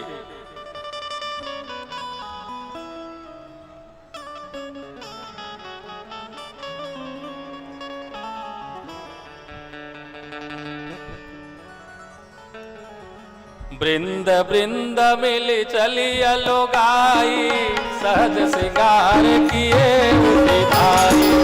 वृंद वृंद मिल चलिया लोगाई, सहज श्रृंगार किए उठी भाई। कंचन ताल करक भरी ताल, कंचन ताल के रस भरी ताल। आवत बैठई भूप द्वारा, आवत बैठई भूप द्वारा। आज जितने भी भक्त समाज है, माता अंजना जी के आंगन में देवी देवता संत महात्मा करके झुंड के झुंड देवियां आ रही हैं, आरती करती हैं, हनुमान जी का गीत गाती हैं और सुंदर सोहर गीत गा करके लुटाती हैं। करी आरती ने छावर करे और बार बार प्रभु चरण न परहि, प्रभु हनुमान जी के चरणों में बारंबार प्रणाम करके निज सौभाग्य बहुत वरना अपने अपने सौभाग्य की सराहना करते समस्त भक्त देवतागण अपने अपने धाम को प्रस्थान करते हैं। अति आनंद। हनुमान जयंती चैत्र शुक्ल की पूर्णिमा में मंगलवार का दिन था। आज हम आपके बीच भी हनुमान जी पधारे हैं, सौभाग्य है। अतुलनीय सौंदर्य भगवान हनुमान जी में, अतुलनीय। हनुमान जी का मुंह पहले ऐसा नहीं था ना, हनुमान जी का मुंह पहले ऐसा नहीं था, उनका ठुड्डी बढ़िया रहा। लेकिन महाराज इंद्र जी का वज्र लगने से ठुड्डी ना हनु टूट गया तो हनुमान नाम पड़ गया। आइए सुनते कथा, इंद्र देवता ने क्यों वज्र चलाया। धीरे धीरे हनुमान जी माता पिता के संरक्षण में सानिध्य में बढ़ते गए।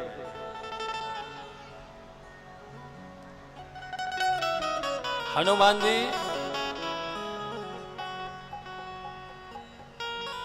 छोटी सी अवस्था में है, वर्ष पर्यंत। मैया पल्ले में सुलाई है, अंजना जी लोरी गा रही है। पिता केसरी जी किसी कारण से, किसी कार्यवश घर से बाहर चले गए, कुछ काम आने से केसरी महाराज जी घर से बाहर चले गए हैं। माता जी हनुमान जी को पल्ले में सुलाई है और लोरी गा रही है। लोरी गाती हुई माता जी अंजना जी को ख्याल आया, चौका में भोजन बना रही है, वो रसोई तैयार कर रही है, खाना। तो उधर से कुछ समझ में आया कुछ गड़बड़ है, तो लोरी सुनाना छोड़ के किचन में गई। तभी हनुमान जी को जोरों से भूख लगने लगी। हनुमान जी को जब भूख लगने लगी, इतने से हैं वर्ष पर्यंत पल्ले में सोए हैं।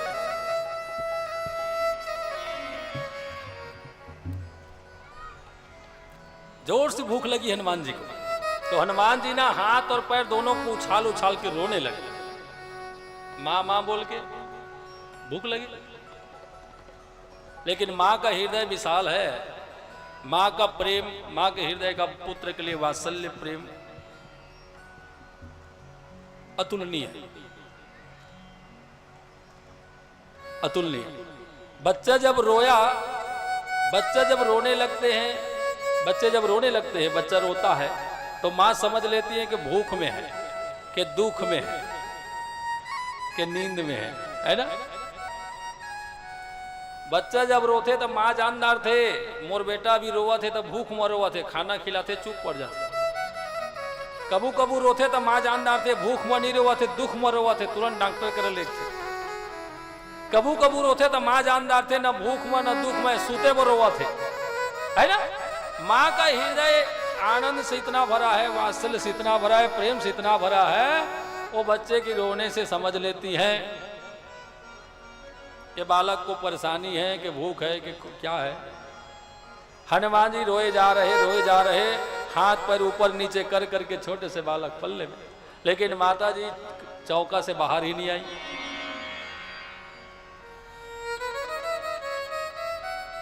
आनंददायी कथा है, बड़े प्रेम से ध्यान से सुनते रहिए।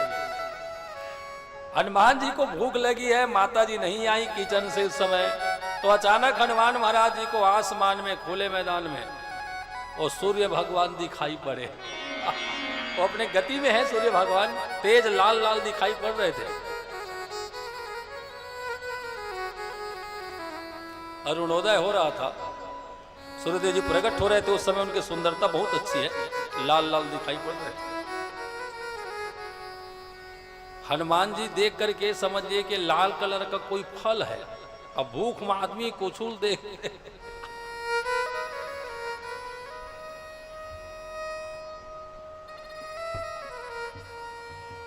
दो दिन ले खाए नहीं रही, अगर आगू में तक अबड़ आइटम रख देवा, वो का कहते नहीं देखे, जे पहली दिखी तीज ले खाई। का भूख लागत है ना, अभी आइटम नहीं खोजे।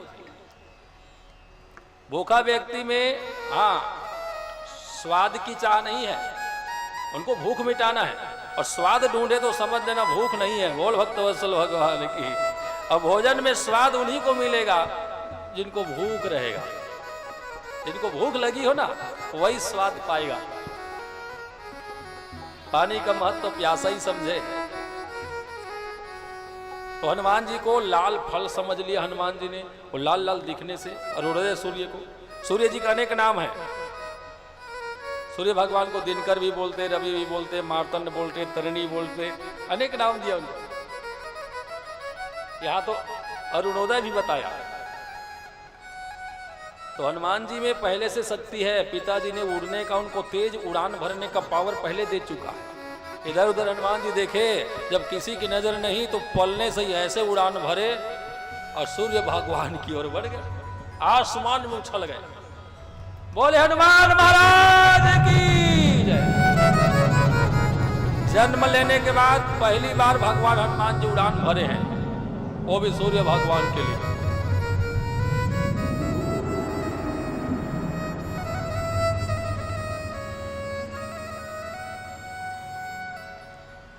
हमारा देश महान है। हमारे देश में ऐसे ही बच्चे हुए जो सूर्य तक पहुंचते थे। और आज ऐसे ऐसे बच्चे हो रहे जो चांद में पहुंच रहे हैं। भारत देश में ऐसे ऐसे होनहार बच्चे हुए, एक सूर्य तक पहुंच गया तो आज के बच्चे चंद्र में पहुंच रहे है कि नहीं। भारत देश महान है, हर प्रकार के लोग मिलेंगे यहाँ। और जैसे जैसे हनुमान जी सूर्य भगवान जी के नजदीक पहुंचते गए, इधर महाराज केसरी जी कहीं बाहर गए थे, इन्होंने लोगों की शोर से इन्होंने भी देखा आसमान की ओर, क्या उड़ रहा है भैया आसमान में, वो क्या है, कौन है आसमान में उड़ के जा रहा। केसरी जी ने देखा, समझ अरे ये तो मेरा पुत्र है, हनुमान है, और सूर्य की ओर तेज गति से बढ़ रहा, कहीं सूर्य के तेज से झुलस न जाए, ऐसा सोच के पिताजी सहयोग के लिए बर्फ का चट्टान बन गया, और बर्फ का चट्टान बन के हनुमान जी को छाया करते करते ये भी जा रहे हैं। यह पिता का प्यार, पुत्र कहीं सूर्य के ताप से जल न जाए, इसलिए पिता बर्फ की छाया बन गया, सिल्ली बन के छाया, और छाया बन के हनुमान जी जिस दिशा में उड़े उसी दिशा में छाया करते चले। डायरेक्ट भगवान हनुमान जी सूर्य भगवान जी के रथ में जा बैठा। सूर्य भगवान जी ने देखा ये तो साक्षात भगवान सदा शिव है, मुझ पे कृपा करने, करुणा बरसाने के लिए आज हनुमत रूप में भगवान दर्शन देने आए हैं। मैं तो धन्य हो गया। सूर्य भगवान ने अपना तेज को कोमल कर दिया, शीतल हो गया। देखो सूर्य में जो ताप है ना, वो चंद्र जैसे शीतल बन गया। हनुमान जी भगवान रथ में बैठे मुस्कुराए रहे।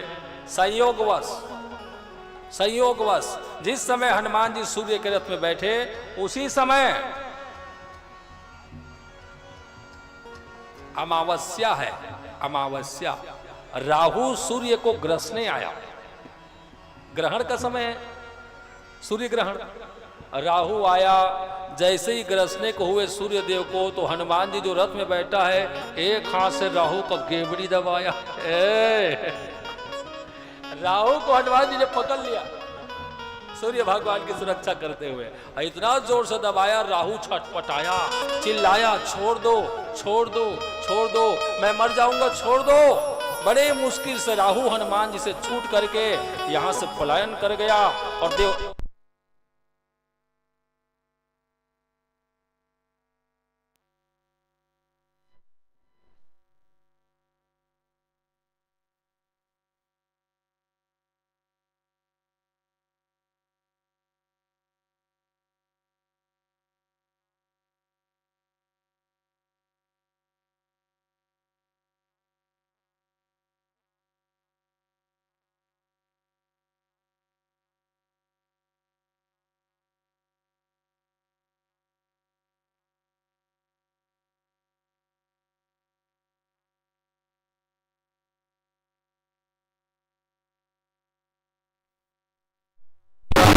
हर हर बोले नमः शिवाय।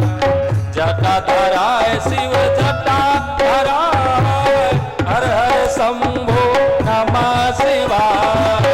जटा धराय शिव जटा धराय, हर हर शंभो नमः शिवाय। नमः शिवाय, ओम नमः शिवाय। हर हर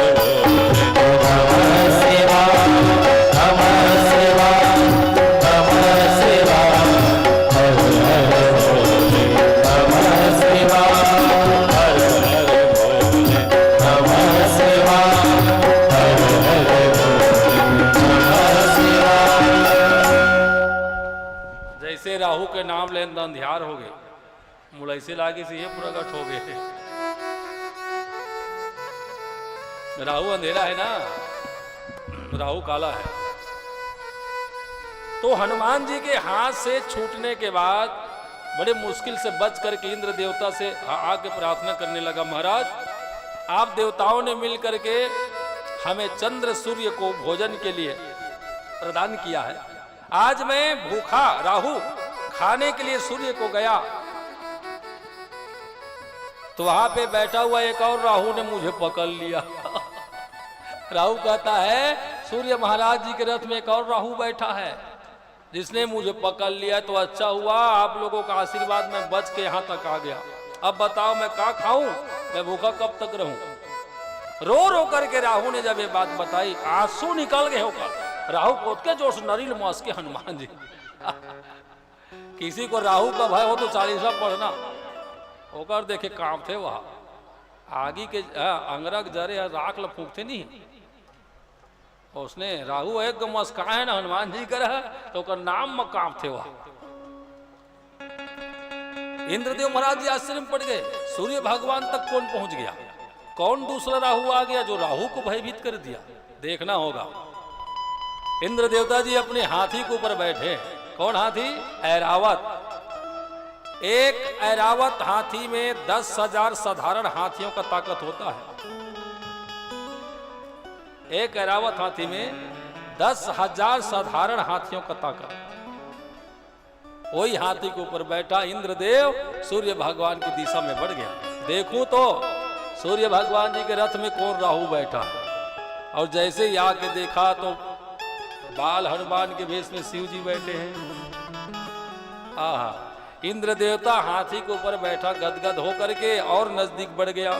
जैसे जैसे नजदीक आया तो रथ में सूर्य भगवान जी के साथ बैठा हनुमान जी ने छोटी सी अवस्था हाथी को देख लिया। इला तो भूख लागा थे, इला भूख लागा थे। हाथी देखी थे लड्डू का दिखी और इंद्र भगवान जी के वाहन हाथी को खाने के लिए हनुमान जी रथ से कूद पड़े और ऐरावत की ओर झपट दिया।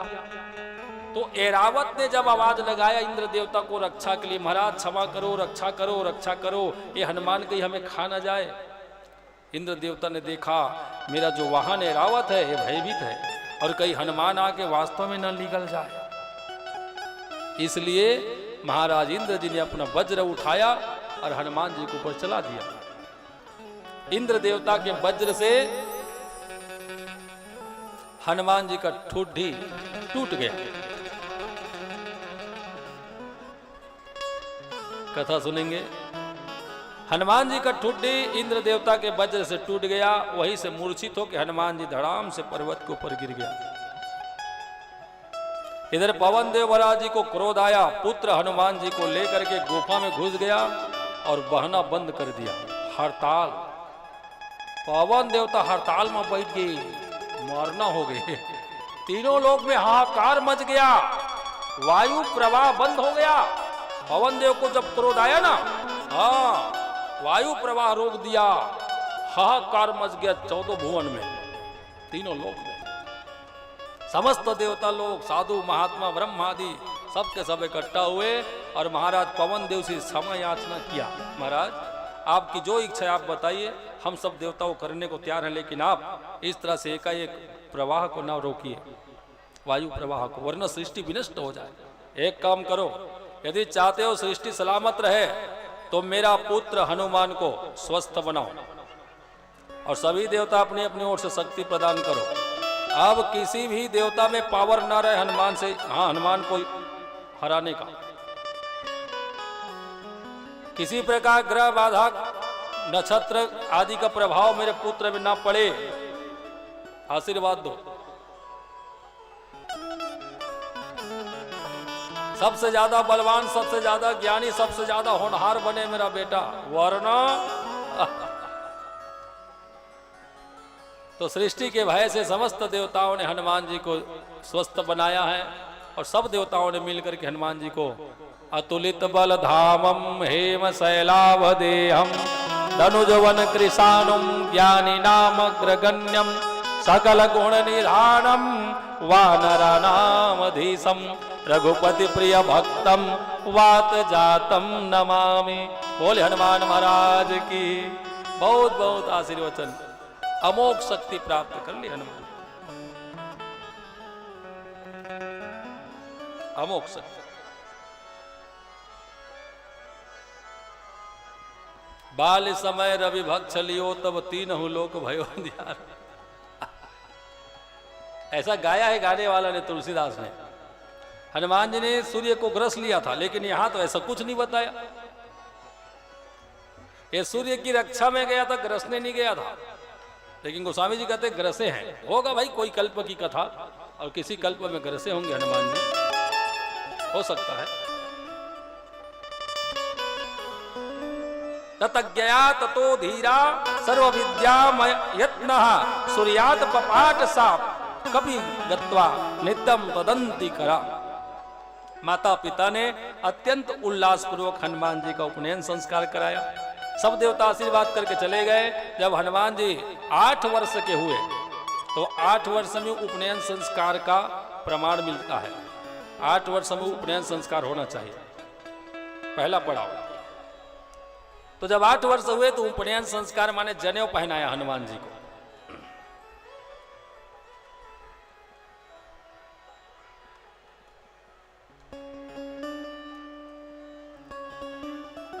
माता अंजना जी कहती है, हनुमान अब तुम्हारा उपनयन संस्कार हो गया है, अब विद्या संस्कार ग्रहण करो। जाओ कोई गुरु के पास और विद्या अध्ययन करो। अब तुम्हें विद्या सागर से पार लगाए, जो हमें विषय के अंधेरी से निकाल के ज्ञान के प्रकाश में ले जाए, जो हमें भटकने से बचाए और सही सुगम रास्ता दिखाए, जो ब्रह्म की ओर जाए, हमें गंतव्य का परिचय कराए, हमें लक्ष्य को समझाए और लक्ष्य तक पहुंचने की सीढ़ी बनाए, उसे गुरु कहते हैं। गुरु का गुण कितना भी गाओ कम ही नहीं होगा। ईश्वर तत्व जिस तरह व्यापक है ना, गुरु तत्व भी व्यापक है। अखंड मंडलाकारम व्याप्तम एन चराचरम। जिस तरह ईश्वर व्याप्य है उसी तरह गुरु भी व्याप्य है। दोनों तत्व में कोई भेद नहीं। धरती सब कागज करूं, लेखनी सब बन राय, 7 समुद्र की मसी करूं, गुरु गुण लिखा न जाए। गुरु गुण लिखा न जाए। गुरु में इतने गुण होते हैं, इसलिए वो महान होते हैं, आदर्श होते हैं। हनुमान तुम भी ऐसे कोई गुरु ढूंढो और ऐसे गुरु से दीक्षा लो। जाओ मैया, मैं कहाँ ढूंढूं, कहाँ जाऊं, आप ही बताओ। ऐसा गुरु कौन हो सकता है? भगवान सूर्यदेव जी। बोले सूर्यदेव भगवान की। समस्त वेदों के ज्ञाता, पुराणों में दक्ष, हर एक प्रकार के संस्कार में प्रवीण भगवान श्री भुवन भास्कर से मिलो। यदि वो दीक्षा देते हैं तो तुम धन्य हो जाओगे हनुमान। वो आदित्य परमात्मा जी, आदित्य नारायण जी हैं। यदि वो दीक्षा देते हैं, वो विद्या अध्ययन कराए, वो तुम्हें पढ़ाए, तो तुम्हारा सौभाग्य होगा हनुमान। जाओ भगवान आदित्य से मिलो और प्रार्थना करो, मनाओ उनको पढ़ाने के लिए।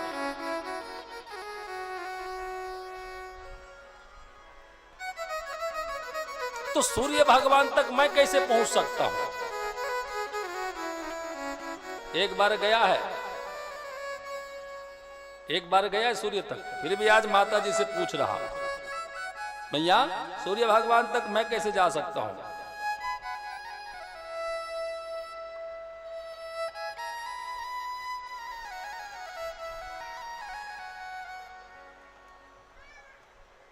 तो अंजना को समझ में आ गया, ये 5 वर्ष की आयु में ना ऋषि महात्माओं का ना पूजा पाठ के सामान को तितर बितर करता था, महात्माओं को परेशान करता था।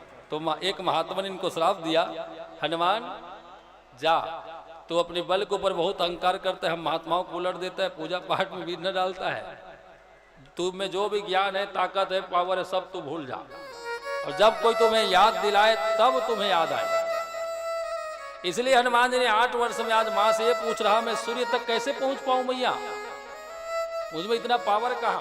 तब माता जी ने याद दिलाया। अंजना जी ने कहा, कवन सो काज कठिन जग माही, कवन सो काज कठिन जग माही, जो नहीं होई तात तुम पाई, जो नहीं होई तात तुम पाई, कवन सो काज कठिन जग माही, कवन सो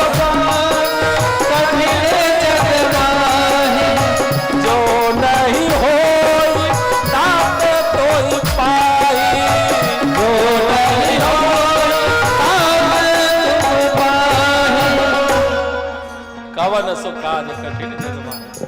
हे हनुमान, तुम तो ओ हो जिसमें हर प्रकार की कला, हर प्रकार की गुण विद्या है, महाबली हो, महावीर हो। तुम कुछ भी कर सकते हो बेटे, तुम कुछ भी कर सकते हो। तुम में इतना पावर है, जो नहीं हो तात तुम पाई। ये जगत में, सृष्टि में ऐसा कोई कार्य नहीं जिसे तुम नहीं कर सकते। तुम हर कार्य में दक्ष हो बेटे। तब हनुमान जी को स्मरण आया। जय हो भैया। एक हाथ में गदा लिए और एक हाथ में माता जी का प्रणाम किया और ऐसा छलांग लगाया डायरेक्ट सूर्य भगवान तक। जय हो अंजनी के लाल, केसरी के लाल मेरा छोटा सा केसरी के लाल मेरा छोटा सा मेरी राम जिसे कहते मेरी राम जिसे कहते। धन्यवाद महाराज जी। भगवान सूर्य की ओर तेज गति से बढ़ गया। सूर्य भगवान जी ने हनुमान जी को अपनी ओर आते देखा तो रथ में बैठा हुआ सूर्य भगवान जी रथ हाँकने वाला अरुण से। सूर्य देव का रथ कौन हाँकता है? अरुण पक्षी है। विष्णु भगवान जी के गरुड़ और सूर्य के अरुण, ये दोनों भाई हैं। अरुण नंदन जटायु और संपाति त्रेता में राम कार्य करते हैं। ये अरुण भगवान के पुत्र हैं, जटायु संपाति। सयनी पक्षी के गर्भ से प्रकट हुए। अरुण महाराज जी से सूर्य भगवान ने पूछा, बेटा अरुण, हाँ प्रभु, रथ में तेज गति से बढ़ रहे, आगे बंधा हुआ। एक बार इधर तो देख, कोई आ रहा है, कौन है पहचान? अरुण देव तो देखी तो हाथ का स्पीड ला बढ़ाई। सूर्य भगवान कहते, कैसे बेटा? ये वही है महाराज, ये घौवारी से, ए घौवारी से तुहर पूर गे, तुहर संग मोरो पूर गे। ओदारी हाथी रे खाब डौड़री से तुहला खाही, मोला खाही। तो हनुमान जी के भय से अरुण महाराज तेज भगने लगा।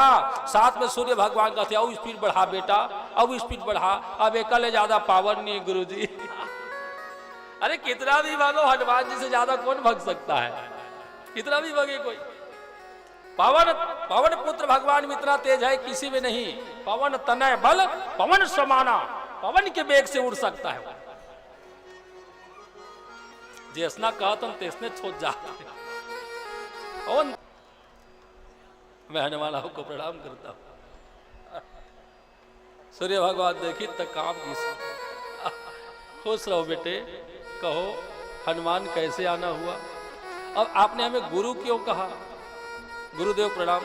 हम तो आपके गुरु नहीं है तो बन जाइए। हम इसीलिए आए हैं महाराज, हमें आप दीक्षा दे, शिक्षा दे और गुरु बन जाए। माता जी का आदेश है कि आप ही हमें पढ़ाएं। आने मनोलो मन नहीं आते, तुम्हारे कर ट्यूशन भेजे है।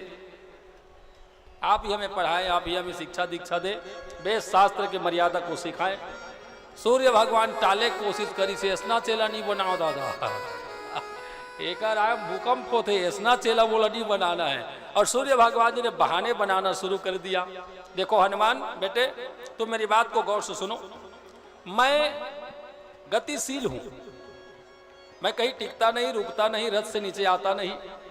ऊपर वाले का आदेश है, मुझे चलते रहना होता है। और ये जो मेरा वाहन है ना अरुण, इतना तेज भक्त है, इनको कम चलना आता नहीं है। असना गाड़ी है, मैं कंट्रोलर नहीं है, ये अपन गति में भागत रहते और मोला उतरत नहीं। मैंने मोर ड्यूटी असना है 24 घंटा 24x7। मैं चलते रहता हूँ बेटे। तो बताओ, चलते चलते इस गति में, इतनी तेज गति में कैसे शिक्षा दीक्षा दूं? वो कर ले भैया, अच्छा एको जाने गुरुजी खोज ले। हनुमान जी कहते नहीं, मैं तुहरे कर पढ़ूं। तो तई से बता कैसे बनी? तो हनुमान जी ने कहा, गुरुजी आप आशीर्वाद दे तो सब हो सकता है। बोले कैसे? आप जिस गति से चल रहे हैं, मैं आपके सामने आपकी ओर मुख करके पीछे से चलता रहूं तो? आप आगे बढ़ते रहिए, मैं पीछे से चलता रहूं। मैं पीछे चलूं, आप आगे बढ़िए। इस तरह से आप दीक्षा शिक्षा दीजिए और मैं आपके साथ साथ आपके गति से, आपके चाल के बराबर चलता रहूं। इंद्र, सूर्य देवता को पता ये कुछ भी कर सकता है। ये हनुमान जी साधारण नहीं, भगवान साक्षात रुद्र देवता है। हनुमान जी ने जब इस तरह से अपने को दक्ष बताया तो सूर्य भगवान जी मना भी नहीं कर पाए। चलो भैया ठीक है। अब धीरे धीरे सूर्य भगवान के आगे आगे हनुमान जी पीछे करके चल रहे। फेस गुरुदेव की ओर है और पीछे चलना हनुमान जी का। हर चाल में तेज हनुमान जी, चाहे पीछे चलाओ कि आगे चलाओ कि अगल के बगल, ऊपर के नीचे, हर तरफ इनका तेज है।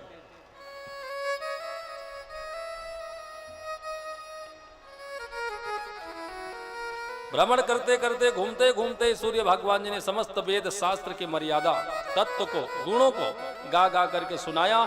जल्दी जल्दी जल्दी गाते रहे ताकि जल्दी पूरा हो जाए संस्कार, विद्या संस्कार। और हनुमान जी सुनते रहे।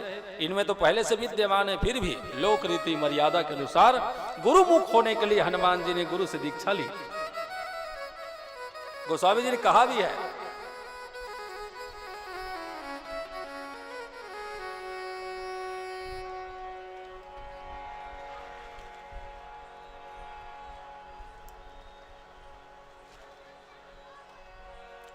बिन सतसंग विवेक न होई, राम कृपा बिन सुलभ न सोई।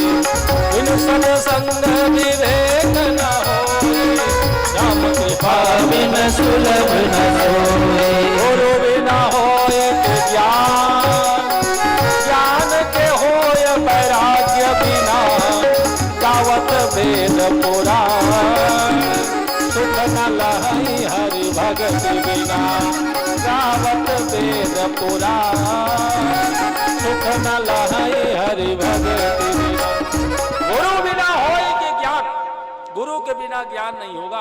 आप पुस्तक घर में रखो, पुस्तक रट लो पूरा, जब तक गुरु मुख नहीं होगे वो रटा रुटाया आपका जो ज्ञान है ना वो निरर्थक हो जाएगा। गुरु जब साइन कर दे तो सार्थक हो जाएगा। बोल भक्त वत्सल भगवान की। इसलिए हनुमान जी ने गुरु बनाया सूर्यदेव को और सूर्यदेव की महिमा को बढ़ाया जगत में। 5 विद्या सिखाया, 9 निधि में से 5 निधि हनुमान जी को प्रदान कर दिए गुरुदेव ने, सूर्यदेव ने, लेकिन 4 निधि को नहीं। तो हनुमान जी ने कहा गुरुदेव अब 4 क्यों नहीं?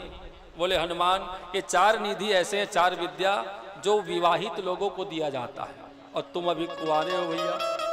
तो एक संक्षिप्त कथा आती है, हनुमान जी ने चारों विद्या को और पाने के लिए जब जिद किया तो सूर्य महाराज की एक पुत्री है सूर्यवत्सला, इनके साथ हनुमान जी का विवाह कराया। देखिए हनुमान जी का विवाह हो गया सूर्य पुत्री से, लेकिन इसका मतलब नहीं को ब्रह्मचारी नहीं है। विवाह संबंध इसलिए कराया ताकि हनुमान जी को 4 विद्या और पढ़ा सके। सूर्यवत्सला महाराज सूर्य की पुत्री, वर्चस्व इनका ऐसे नाम है, इनसे विवाह कराया और विवाह संबंध में जब हनुमान जी बंधे तो इनको 4 विद्या पढ़ाए, इसलिए 9 निधि हनुमान जी में स्थापित हो गया। इसके बाद विवाह होने के जस्ट बाद महाराज सूर्य की पुत्री जो है वो साधना में लीन हो गई, आज तक लीन है वो। हनुमान जी कुंवारे ही है, ब्रह्मचारी ही है। फिर सूर्य भगवान जी से प्रणाम करके हनुमान जी ने पूछा गुरुदेव आपने बहुत सुंदर शिक्षा दीक्षा दिया है, मैं कृतार्थ हूं, कृतज्ञ हूं आपके। अब बताइए दक्षिणा में आपको क्या चाहिए? देखो भैया अध्ययन गुरु जी ने अध्ययन कराया, हमें शिक्षा दीक्षा दिया है, तो इसके बदले में परंपरा है पूर्व की दक्षिणा देनी चाहिए। भगवान कृष्ण जी ने भी दिया, मरा हुआ पुत्र ला करके उज्जैन में सांदीपनी गुरु को, भगवान राम ने भी दिया, सबने अपने गुरु को दक्षिणा दिया। आज हनुमान जी की बारी है, कहिए भगवान गुरुदेव आपको दक्षिणा में क्या चाहिए? तो हनुमान तुम तो सर्वज्ञाता सर्वज्ञ हो, तुमसे कुछ छिपा नहीं है, तुम कुछ भी कर सकते हो। हनुमान मेरे अंश से पृथ्वी लोक में सुग्रीव नाम का एक वानर रहता है, सुग्रीव और सूर्य पुत्र है। वो बड़े भाई बाली के भय से ऋष्यमुख पर्वत में है, डरा हुआ है, जा करके ना दक्षिणा स्वरूप उनकी रखवाली करो, रक्षा करो, यही दक्षिणा होगा। तब से हनुमान जी सुग्रीव महाराज जी का मंत्री बन के रह गया। बोले सदाशिव भगवान की जय। यहाँ अनेक कथा है। फिर हनुमान जी की लीला के साथ राम कथा प्रारंभ भई। इसी में गंगा जी का प्रागट्य हुआ। गंगा मैया तैयार है क्या? रघुवंशी में एक राजा भगीरथ हुए जिन्होंने गंगा जी को मनाया सूर्य भगवान, इंद्र, पवन, कुबेर, किसी में पावर नहीं गंगा जी को धारण करने का, तो शिव भोलेनाथ ने गंगा जी को जटा में सजाया और हमारे देश में भागीरथ महाराज के भक्ति से 2 बूंद बहाया, वो विशाल गंगा के रूप में परिणित हो गई। बोल गंगा मैया की जय।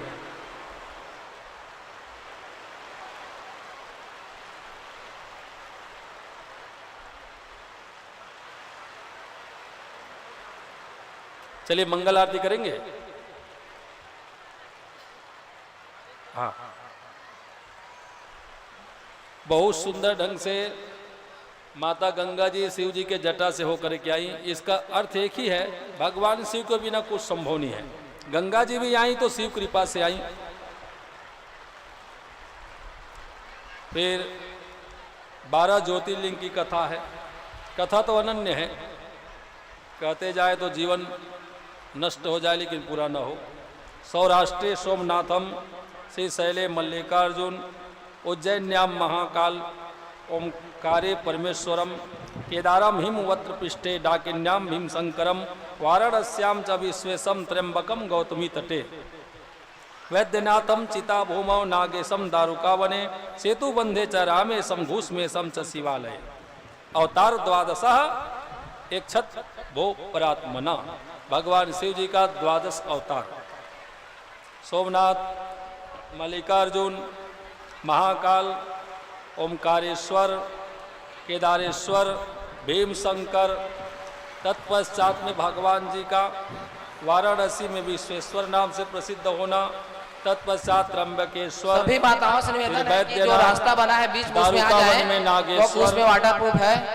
सभी माताओं से निवेदन है कि जो रास्ता बना है सेतु उसमें आ बंधे जाए। रामेश्वर, तत्पश्चात घूसमेश्वर नाम से भगवान जी का 12 स्वरूप बने हैं। 12 ज्योतिर्लिंग। जो भी इन ज्योतिर्लिंगों का स्मरण करे, ये स्तोत्र का पाठ करे, उसके सारे पाप नष्ट हो जाते हैं। ज्योतिर्लिंग दर्शन करने से मोक्ष हो जाता है। बोले सदाशिव भगवान की जय। धन्यवाद, आप सबों ने अपना मूल्य समय दिया।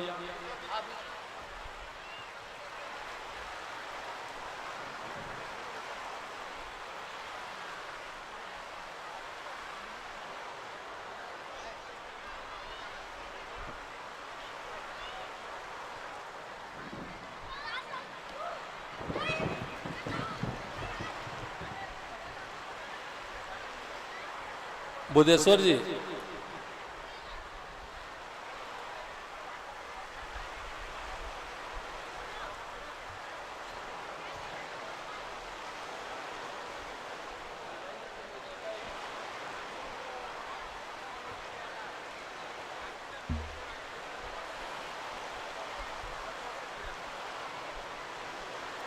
पानी पानी।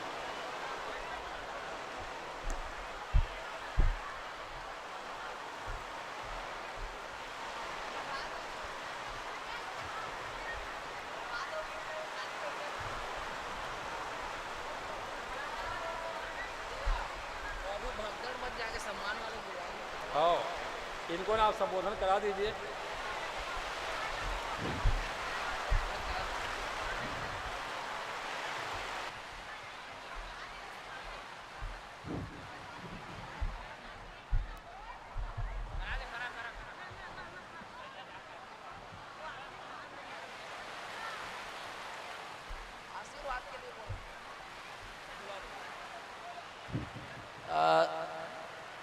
बोलो भोलेनाथ की जय, भोलेनाथ की जय।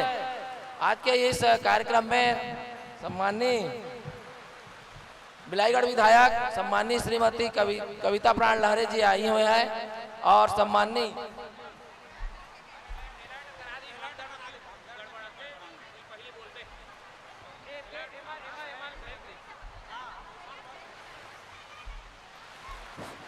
एक विशेष निवेदन है कि सभी माताओं से निवेदन है कि अपना जो कीमती धातु पहने हुए हैं उसको संभाल के रखेंगे, क्योंकि 2 दिन से ना ये जो कीमती धातु का चोरी की शिकायत आ रही है, तो अपने अपने सतर्क रहेंगे, आसपास अपना कीमती जेवर गहना संभाल के रखेंगे। सभी माताओं से निवेदन है। मैं ससम्मान आमंत्रित करता हूं बिलाईगढ़ विधायक सम्माननीय कविता प्राण लहरे जी और बिलाईगढ़ के ब्लॉक अध्यक्ष सम्माननीय दीपक टंडन जी,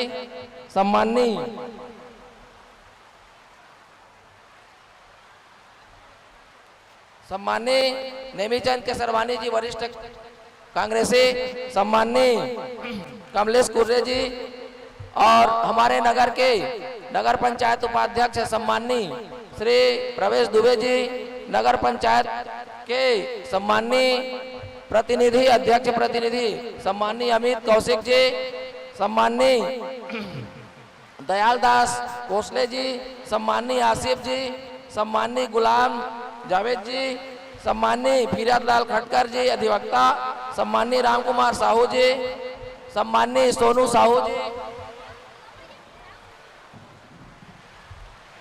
सम्माननीय मेरे वरिष्ठ सम्माननीय पत्रकार बंधु रूप नारायण जी राजपूत, सम्माननीय दिलहरण साहू जी एल्डरमैन पूर्व, सम्माननीय दीपक डरसेना जी सागर स्कूल के संचालक, आप सभी आएंगे और आशीर्वाद प्राप्त करेंगे।